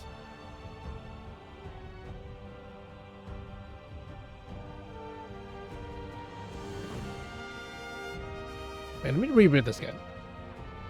The Grand Duchy of Westworld was founded by the Archduke family, who shared a common ancestor with the royal family of Glenbrook. They insisted upon their right to succeed the throne up until the Salt Iron War, and denied the current royal family's rule.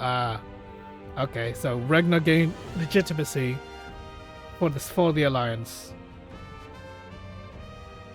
and and Aspros maintains a dukedom instead of a kingdom.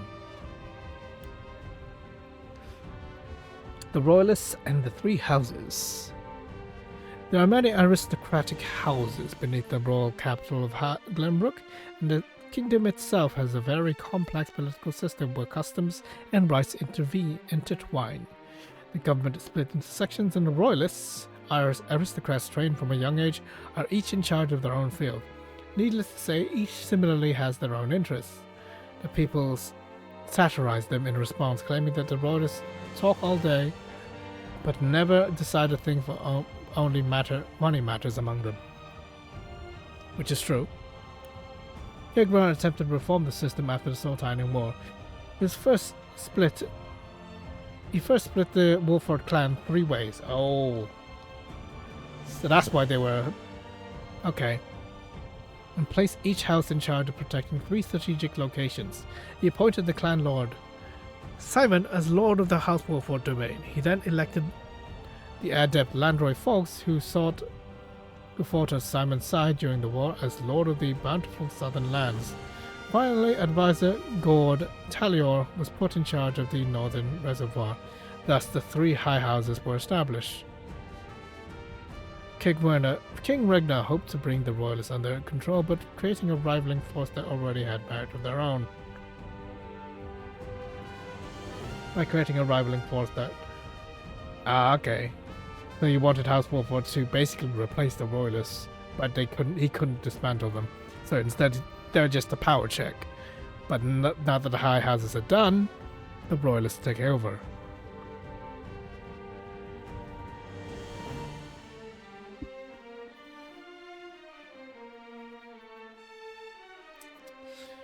Could have better established this, I swear. Oh well. There are no detailed records remaining regarding the ancestors of Glenbrook's famed House Wolford. According to legend, a single hawk led a traveling warrior to a mountainous area northeast of the kingdom where the small tribe of Folks and Talior resided. The warrior, a distant ancestor of Wolford, then began to unite the tribes as a house under his leadership. As a result, he was able to maintain his clan's independence despite being in the middle of the 3 nations. His small but elite force famed throughout the land. Simon, lord of the clan during the Sultan War, held great influence on the battlefield and helped King Regnar lead the war to its end. At the end of the war, he made a pact with the king, and his house became Sword and Shield of the Crown. The clan was split into 3, Wolford, Talior, and Folks, and each was given their own domain to govern. Despite Simon being his vassal, King Regnar holds House Wolford in a special regard, and treats the lord with a heartfelt respect as both friend and a fellow warrior. The hawk upon the Wolford coat of arms represents the house's pride and fearlessness, and pays tribute to the hawk that led the ancestor to Wolford. Okay.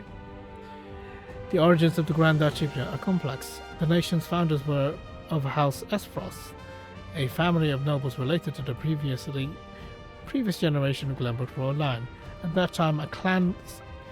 So Gustadolf marrying Cordelia is marrying cousins.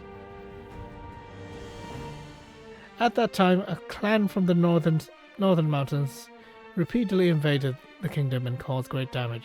House Esfrost then led a company of vassals and mercenaries into the mountains and defeated the clan's chief. In recognition of their valor, the king granted the Esfrost dukedom and rulership of their conquered territory, which came to be known as the Grand Duchy of Esfrost. House Esfrost encouraged the mountain folk under their jurisdiction to turn their ironworking into an industry, thus strengthening their move towards independence. When the crown transferred to the current family line, Esfrost made its break from the kingdom and established itself as its own nation.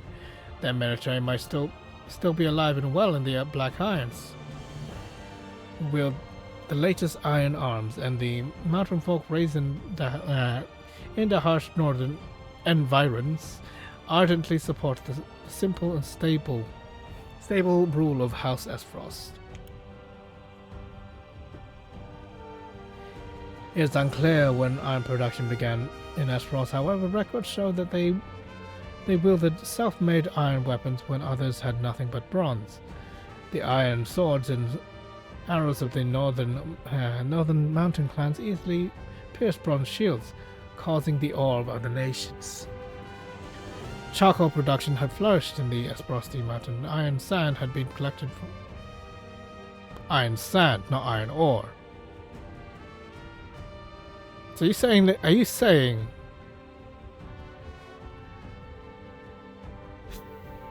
are they saying that Esfrosti invented the katana?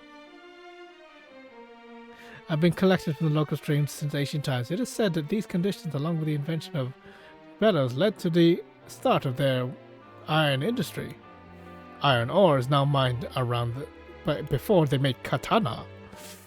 But now, iron ore is now mined around the nation, and outstanding iron products are mass-produced by their large-scale workshops and furnaces, which burn hotter than ever. Given the importance of iron exports, it comes as no surprise that their ironworking techniques are national secret that is rigorously protected and managed with the help of the craftsmen. For the Grand Duchy of Esperos to share those techniques in this joint mining venture is truly unprecedented. I pray that the realm will finally be at peace and that the people will work together to see the new era flourish.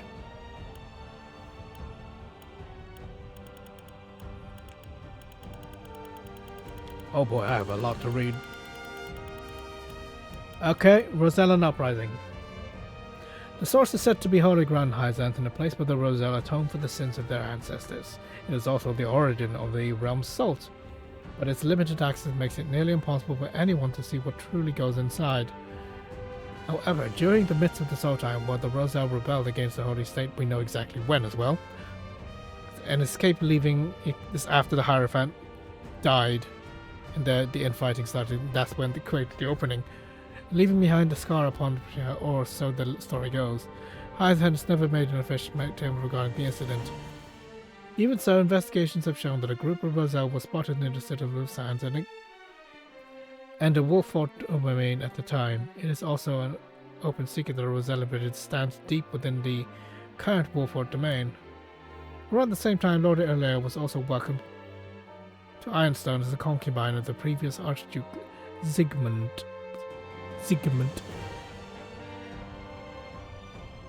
The Archduke never revealed Lady Orlea's origins. I mean, you just look at her hair.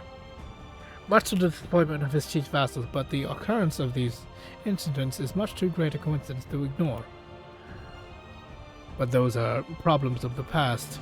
What is important is the fact that the Roselle of the Source possessed the power to shake Hyzanth. If we were able to harness that power, our nation would be the most favorable position.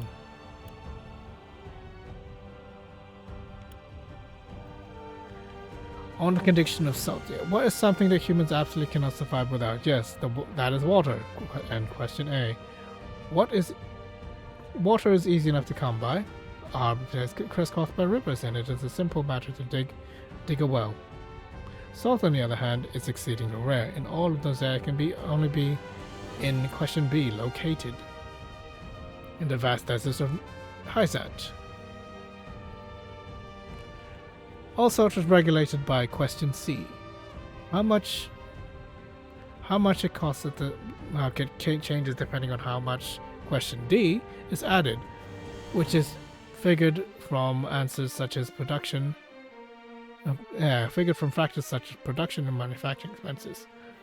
It's AB Salt Consortium Salt Tax. Oh well, kids are taught this, eh?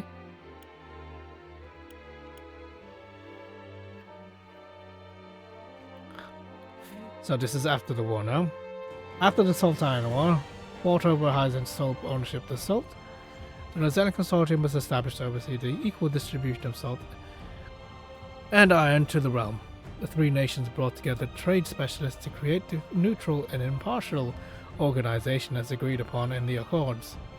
The consortium's success in fair trade contributed greatly in the reconstruction of Noselia, which had been ravaged by the war. The Kingdom of Glenbrook, rich in agriculture and fisheries, prospered due to the stable influx of salt from the consortium. The people were able to produce large quantities of salted meat, dried fish, dairy products with salt, and more. Exports of those goods helps restore national power. Though it was thought to be a dawn of a new age for Noselia, Hyzanth began to strengthen its voice within the consortium as the reconstruction progressed. In Esperos, on the other hand, the situation could not have been worse. Its already small population suffered the greatest number of casualties during the war, and reviving the iron industry was taking longer than anticipated. To make matters worse, salt prices soared within the duchy due to taxes and transportation fees from the distant Hyzanth. Though iron exports were meant to balance salt imports, the nation's labor and iron shortage caused it to accrue a large trade deficit. Though the consortium was meant to adjust the imbalance, it did not take any drastic measures. Rather, it leaned more towards Hyzant in establishing Salt as the main axis of trade. There are some who believe that the Hierophant, unable to accept that the war ended in a draw due to injuries on all sides, had a hand in this and wished Esperos to take responsibility for the war. But the truth is unknown. It is undeniable that Esperos is the only nation at such a major disadvantage. The duchy's dissatisfaction naturally mounted, and a tension much like the one before the Salt-Iron War descended upon Noselia.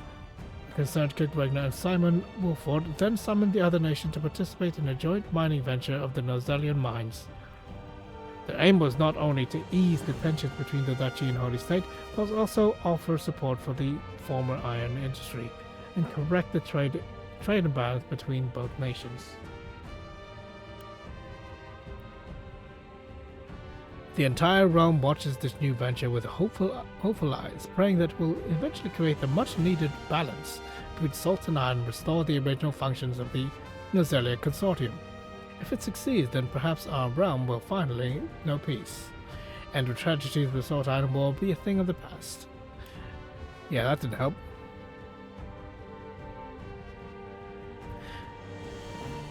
The Saintly Seven, headed by the Hierophant, are the leaders of Hyzant. They are responsible for aiding the Hierophant, oracles of the goddess, and guiding the Holy State's faithful. In addition, each state is responsible for an important division and acts as a minister in other nations. However, all are equal in the eyes of the goddess, including the Saintly Seven. It is therefore strictly forbidden for anyone to pursue their own personal interests. Okay, yeah. The saints who serve the Hierophant as follows: Minister of Salt, Overseer of the Source, Sorcery End; Minister of Arms, Master of Military Affairs, Exarm; Ministry of Domestic Affairs, Protector of Public Order, Camsel Farrant; Minister of Religion, Idor Del Maya; Minister of Medicine, Lila Viscraft. Yeah, that's what I was thinking about that. What does Tenebris do?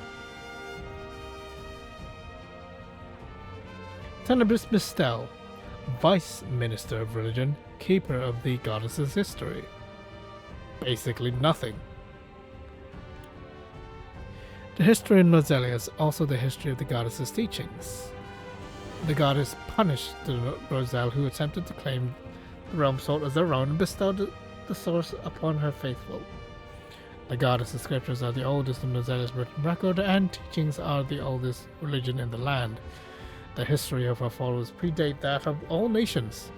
With the source and the power of Salt at their back, her faithful built a nation headed by a Hierophant that unified church and state. That nation came to be known as the Holy State of Hyzant. According to the scriptures, Hyzant is the oldest of the three nations. Though it is unknown when the giant statue of the goddess of the source was built, her believers assert that it is the goddess descended upon the earth. Her words are spoken through the Hierophant, who in turn brings equality to her faithful. The fact that such a peculiar nation owns the source and has held such tremendous influence since antiquity is both a mystery and distinction of Noselian history. While some books assert that Glenbrook is the oldest holders of the three nations, those records were written after the goddess's scripture. This has led some to believe that there are more fabrications than fact. Although there is no doubt as to when the scriptures were written, the level of literary completeness suggests that other records should have existed at the time. Since no such record remains, however, it is hypothesized that a large-scale book burning may have occurred, which does have present because they wanted to destroy the archives.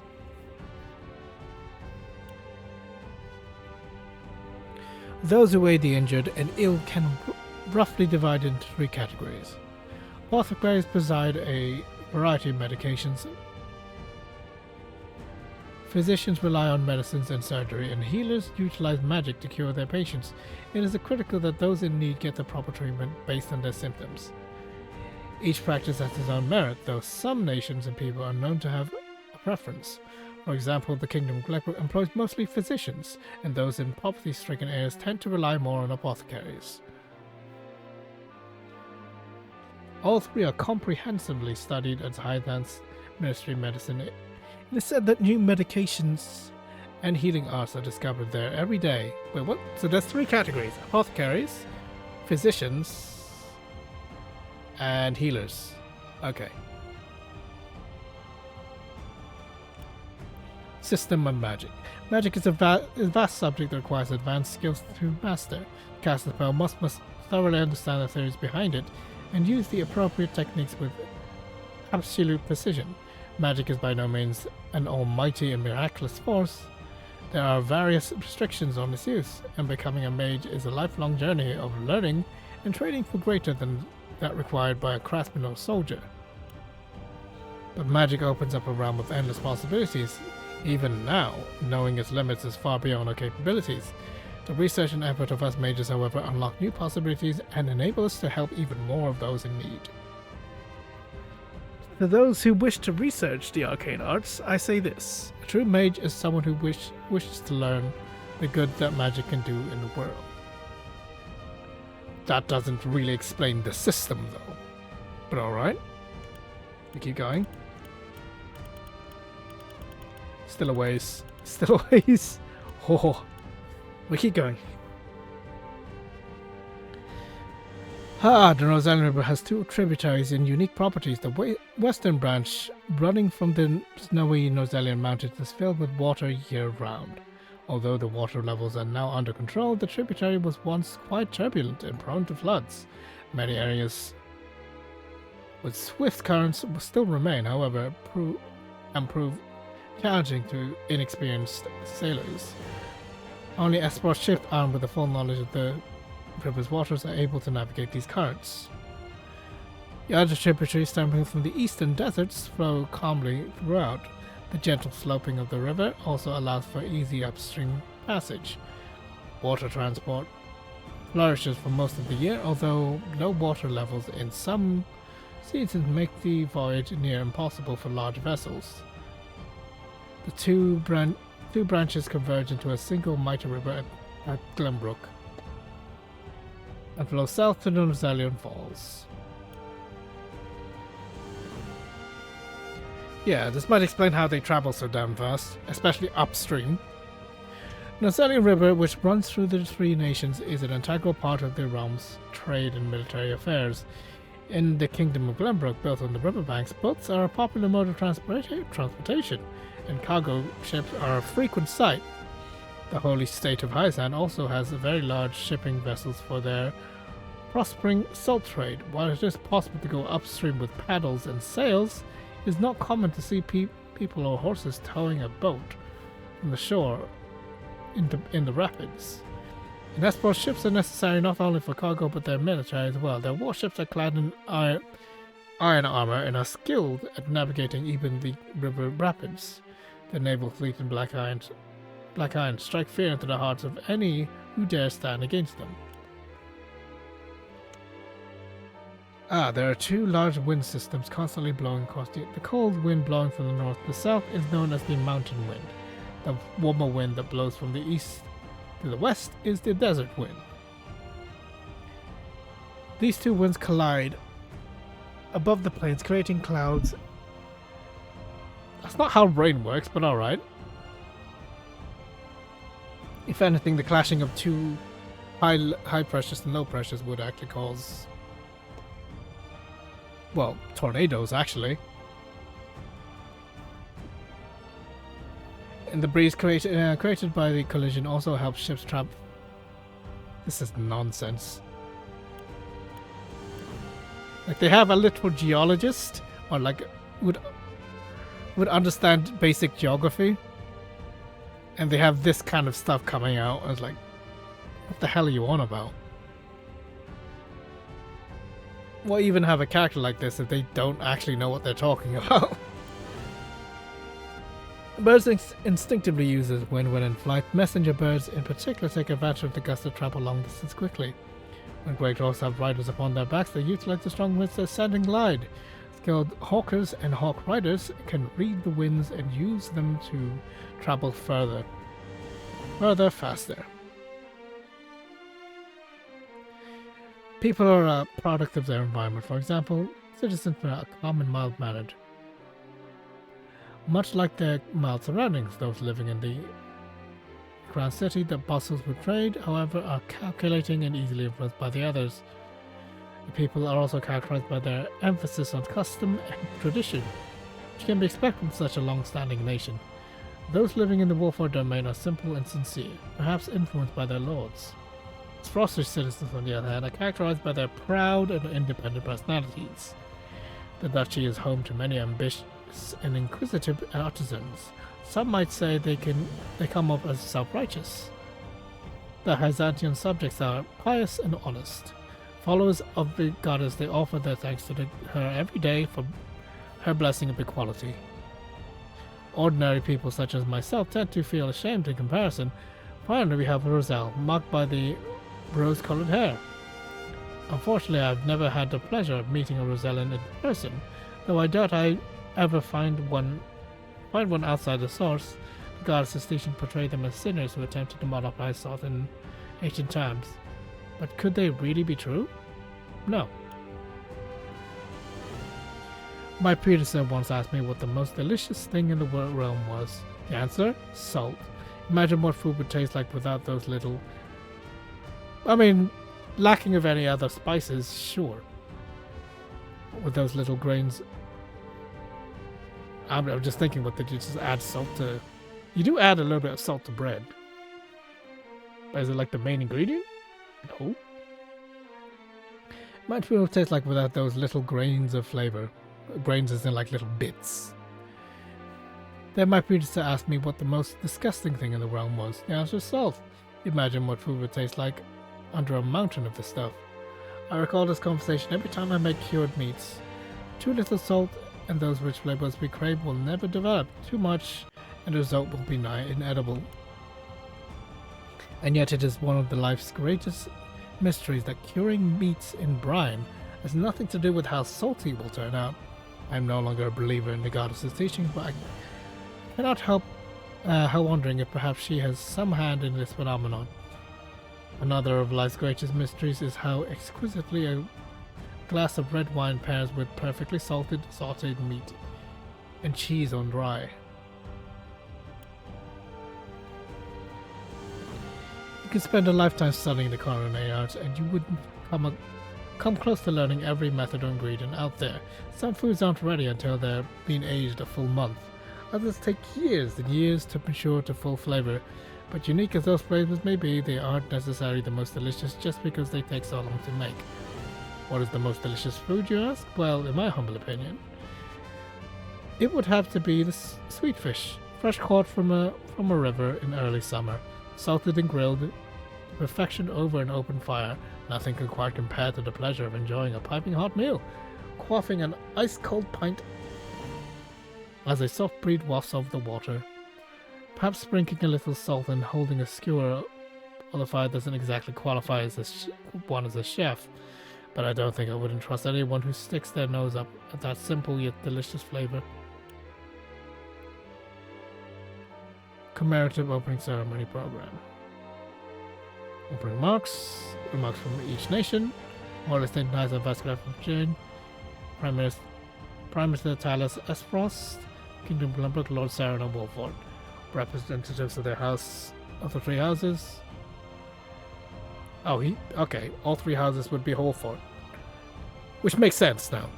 I fully understand now. So there's House Wolford and Talior and Fox, basically the lower house of the three houses. House Remarks, Kingdom of Glenbrook.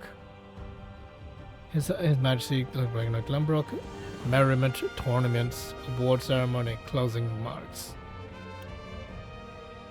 Lord Simon's greetings. Lord Sir Noah's greetings and announcement, honoring of guests, toast, eat and make merry. Just eat and make merry. Just do that. Performances, archery demonstration, duet. Recitation, Eridor. Sleight of hand, Benedict. Lord Shadow's word of thanks, closing remarks. Man, parties were boring back in the day, huh? Foodstuffs.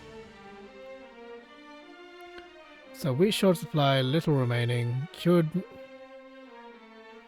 meats, exceedingly low short supply. Weapons insufficient. Medicine, exceedingly short supply. Short material supply, and daily necessities short supply.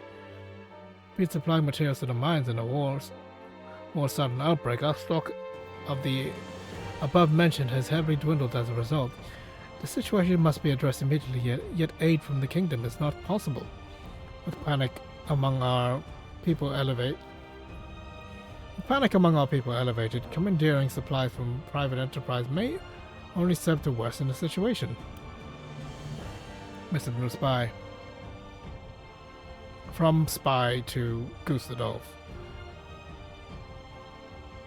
I witnessed Swarog, believed to be witnessed the group believed to be Wolffort at Twinsgate in this date. Additionally, something arrived in something. We are so certain we'll continue to investigate. Basically, they spotted Wolffort and the soul trade.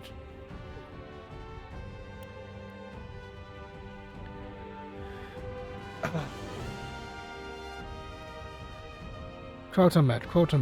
Quota failed to meet, given 3 lashes as a warning. Failed to even come close to meeting quota, given 5 lashes as a warning. Failed to meet quota for a 3rd day in a row, given 10 lashes as a warning. Rations and water reduced by 1/3. Failed to meet quota 10 days in a row.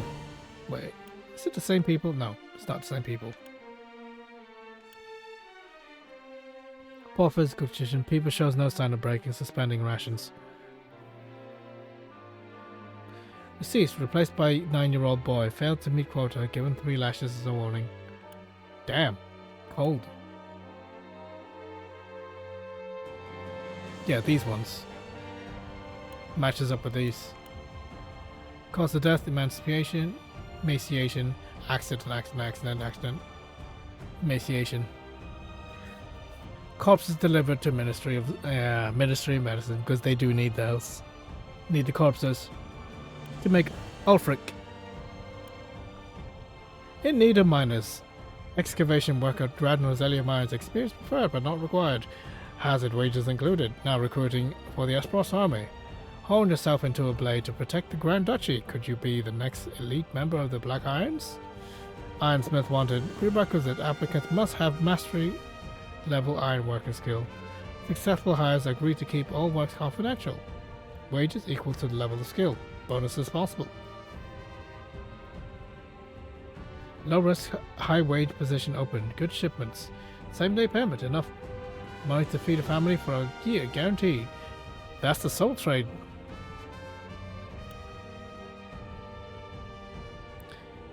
Compound fractures to both feet. Recently developed curative magic. Patient fully healed and able to walk several weeks faster than usual treatments. 60 years old as well. Heart disease. Hitherto there were few options to successfully treat this, but after administering the Ministry of Soul's new remedy, the attacks ceased and patient's condition stabilized. That's probably the elixir given to Simon. Laceration on calf, so on the leg. Signs of necrosis due to delayed treatment. Too advanced to save the limb. Required below the knee amputation. Yikes. Unknown illness. Attempted various remedies. None succeeded in saving patient's life. Will conduct autopsy to better understand the nature of disease. I swear that's in reference to something, but I don't know.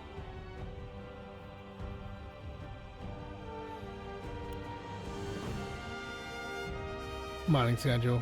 Survey complete. High likelihood good quality iron ore is present. Though buried deep under hard bedrock, mining it should be possible with explosives. Start of trial dig. The trial dig with explosive success will discover vein of iron. Out of Minecraft. A mine shaft construction. Not a violent excavation. Grand Roselli Mine's commemorative ceremony. Encountered bedrock harder than anticipated. Use explosive to blast a way through. And that's where you find the soul crystals. I, Gustadolf, Archduke of the Grand Duchy of Westeros, hereby order the arrest of His Highness Prince Roland of the Kingdom of Glenbrook. The prince is 20 years old, gold of hair, blue of eye, and has in his possession a ring bearing the insignia of the royal family. Whoever captures the prince and delivers him to duchy officials unharmed will be rewarded with a sum of 100,000 gold. That's not bad.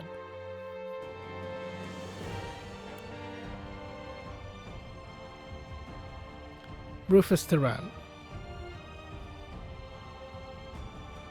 So we know for a fact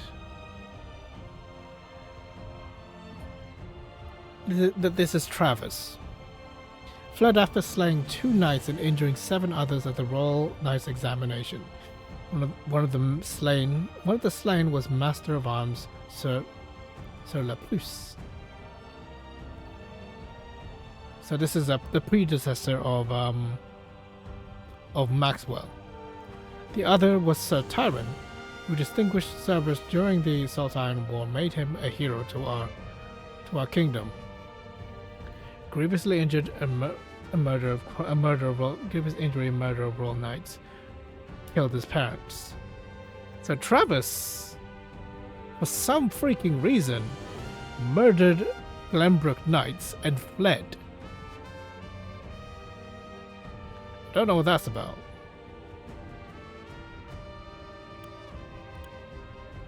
Guessing he did something like save Maxwell while he was being targeted. Fixing count, yeah, we don't know about this. Taking aim, firing. Calculate trajectory-wise, taking into account not only bearing, range, and relative elevation, but also wind direction, speed, and temperature and humidity. For detailed instructions, refer to enclosed chart. Dearest Mother, the Esforci army invaded the Crown City without warning. They crushed the enemy's defenses and captured His Royal Majesty. I fear the Falklands may not be safe much longer. I shall flee, and urge you to do likewise. I know harvest time is upon us, but pray do not let stalks of wheat take priority over your own life. I swear I will find you. For now, flee as fast and as far as you are able. Your loving son, John, who's probably dead. My Wolford cousin. Some time has passed since last I was able to write. How fare you? We are hale as ever, and indeed happier, for our eldest daughter is to wed. The little girl you have always doted on has grown to a fine woman.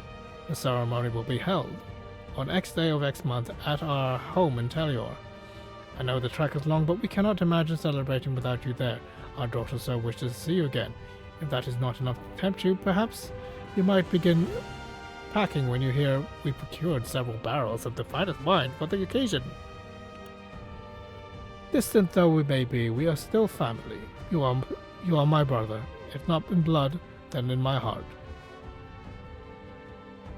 With love to everyone in Wolford. Your Telior cousin. I want to look as dashing on horseback as Prince Roland. My dream is to be as beautiful as Frederica. One day I'll be an even better strategist than Benedict. I want to fly on a big hawk just like Huette. Anna gave me sweets and it made me very glad. I want to study magic with Gila. Eredor looks big and scary, but he's really strong. I want to fight alongside Lord Serenor someday too.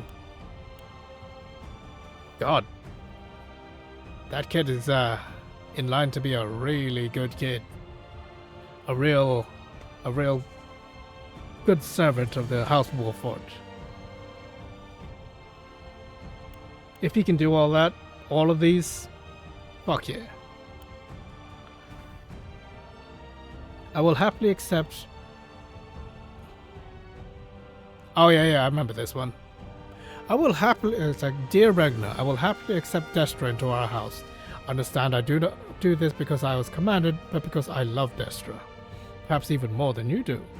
As for the child, I will raise him as my own, as my heir. I know how much suffering this causes you, Ragnar. I never intended to reveal my feelings, but with all that has happened, I could not bear to tell you anything but the absolute truth. I hope you find it in your heart to forgive me.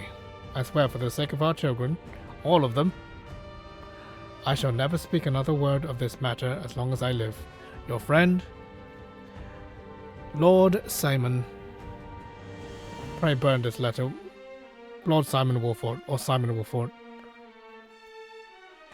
Pray burn this letter once you read it.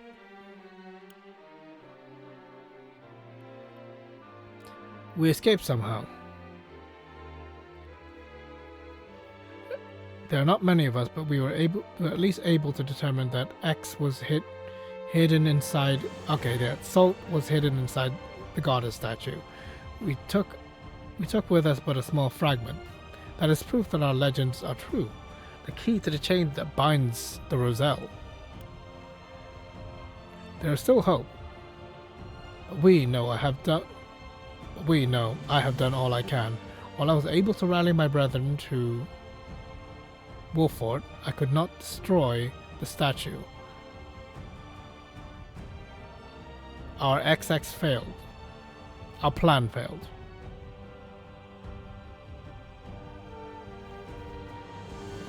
We were forced to leave behind many and still barely escaped with our lives.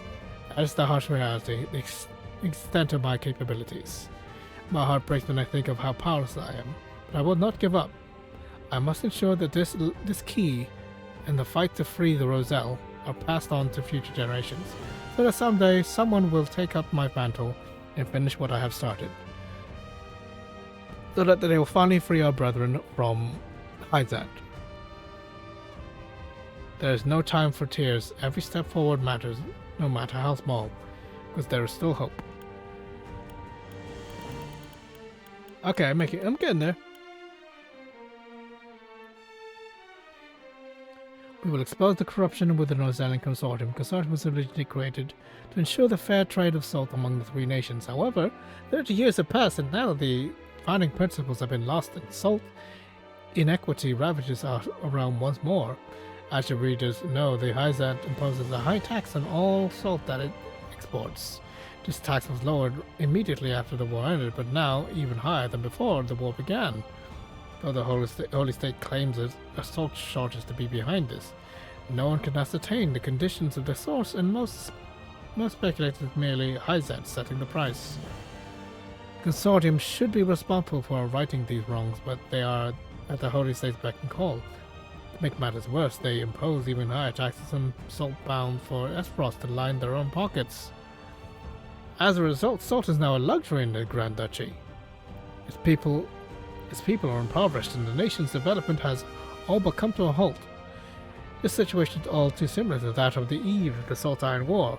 If left unchecked, could result in yet another horrible tragedy. To prevent that and see the Consortium's original purposes restored, we must first bring their wrongdoings to light. To that end, I am currently investigating the Consortium with the aforementioned fictions. My wide readers, it is time for us to raise our voices together for the future of Noselia. Oh, this is Decimal. Have you heard of the rumor of moving cast? It is said that a mysterious apparition has been wandering around Hyzat lately. According to one theory, it is the lingering hatred of someone who drowned their sorrows in wine gathered within the cast and caused it to move, gaining it the name the Curse Cast. They say that the lonely apparition beckons others to the same fate, calling out those words, "Welcome, welcome, welcome, Echo, welcome."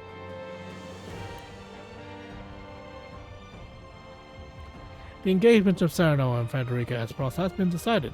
Their union has been received favorably by the people of both Glenbrook and Aesfrost as a bridge of peace between the two nations. Lady Frederica has arrived safely in Halford and wedding preparations are quietly underway.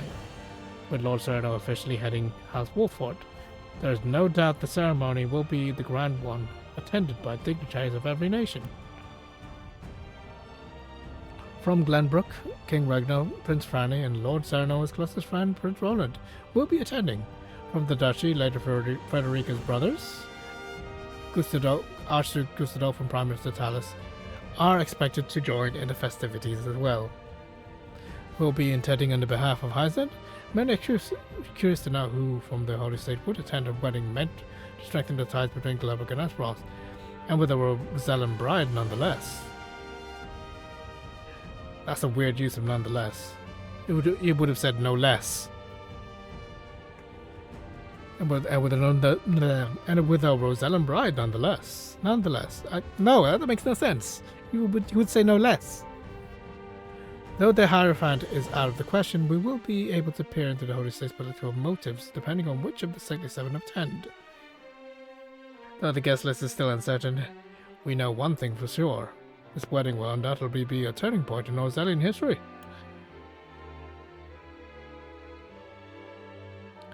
A fierce battle has raged on between the three nations since before the onset of the Sultane War. It's a battle waged over the realm's most delectable liquor. Glenbrook claims their kingdom's wine is the sweetest in the land. Hyzet, on the other hand, asserts that nothing surpasses the taste of their fresh kermis. And Azeroth insists that their potent distilled liquor is second to none. This is the point over which each nation's people refuse to yield. The history of this war is as old as the three nations themselves. Fierce debates have been held in taverns the realm over, but no conclusion has ever been reached. At the end of all the fighting, only empty glasses and drunkens remain. Debaters. The key to the ending this fruitless fight may lie in the words those very debaters mutter out the very next morning. Nothing tastes water than water during a hangover. I feel like this is Erdor.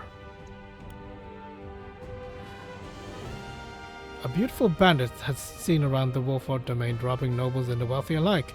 I heard she was spotted around the harbor, so I headed to Wolford myself and spoke to an eyewitness. We shared drinks at a local tavern as he told me all he knew. He was a middle-aged man with red hair and knew much more than I anticipated about the woman in question. He described her appearance and personality, but continued on to regale me with tales of her childhood, habits, and least favorite food. I was past with no end in sight. I assumed that someone so well informed must know how to contact her directly. By the time dawn was breaking, I managed to muster up the courage to tell him I was thoroughly interested and wished to meet her for myself. The man shouted, "So you've fallen in love with Trish, have you?" "Sorry, but ain't nobody, but nobody like you's got a chance with my daughter. The last thing I remember was a searing pain in my head. When I came to, I was on the floor, and the informant was walking away, leaving me to pay the tab. I wish no one to meet the same unfortunate fate, but I have. But for those who are looking for the beautiful bandit, I say this: beware of her father." The Grand Rosellian wines were meant to be a symbol of peace between the three nations. A grand ceremony was held to commemorate the occasion, and everyone anticipated a new era of peace coming to the land. However, the people's expectations were destroyed when Azeroth invaded Glenbrook. Though the Grand Duchy claims that the Kingdom of Glenbrook attempted to take the mines for themselves, the mines are currently occupied by Azeroth, and the truth remains in the dark. I risk my very life to ascertain the current state of the mines for myself. The Grand Rosellian mines are kept under strict watch by the Azerothi army, making it difficult to even approach. I ventured as close as I possibly could and confirmed that the mines are indeed under operation. Numerous large carts come and go from the mines and take the mountain path towards the Grand Duchy. The carts are all covered, but I surmise they are filled with excavated iron. I tried to get closer, but was unfortunate to see my frosty soldiers loose arrows at me without warning. Thankfully, I managed to escape with merely a scratch and quickly withdrew, fearing for my life. In the end, I could not discern the truth of what was happening at the Grand Rosellian mines, but I can confirm that the mines are in operation and an odd air of tension blankets the air. Just what does this mean? Yeah, this is what you get if you talk to every cat in the game, which will require playing the game several times. I just had the unfortunate luck of always talking to cats out of habit. And I just happened to unlock this one day. Humans are fluids, and like us, they do not know when to give up. Humans are cunning. They are more willing to deceive others than we are. Humans are greedy. They fight for territory more fiercely than we do. Humans are cruel. They torment their prey more thoroughly than we do. Humans are rash. They could learn a thing or two from us about patience. Humans are dimwits. They are too slow to save their fish from our paws. Humans are thick-headed. They trample carelessly upon our tails. Humans are dishonest. They call cats other than their own cute. Still, humans are dear to us. They love us no matter what. Rub against their leg and they will pet us to our heart's content. Humans are foolish, after all. Oh, well, that's me done. I've done everything. Okay, I could probably finish the game again, but I won't really gain anything. So I'm gonna save the game here, and I will consider this game 100% completed. Every route done. Every route done. All characters got. Everyone maxed out. All paths explored. I'll see you next time on the next game I'll be playing. Till then, goodbye.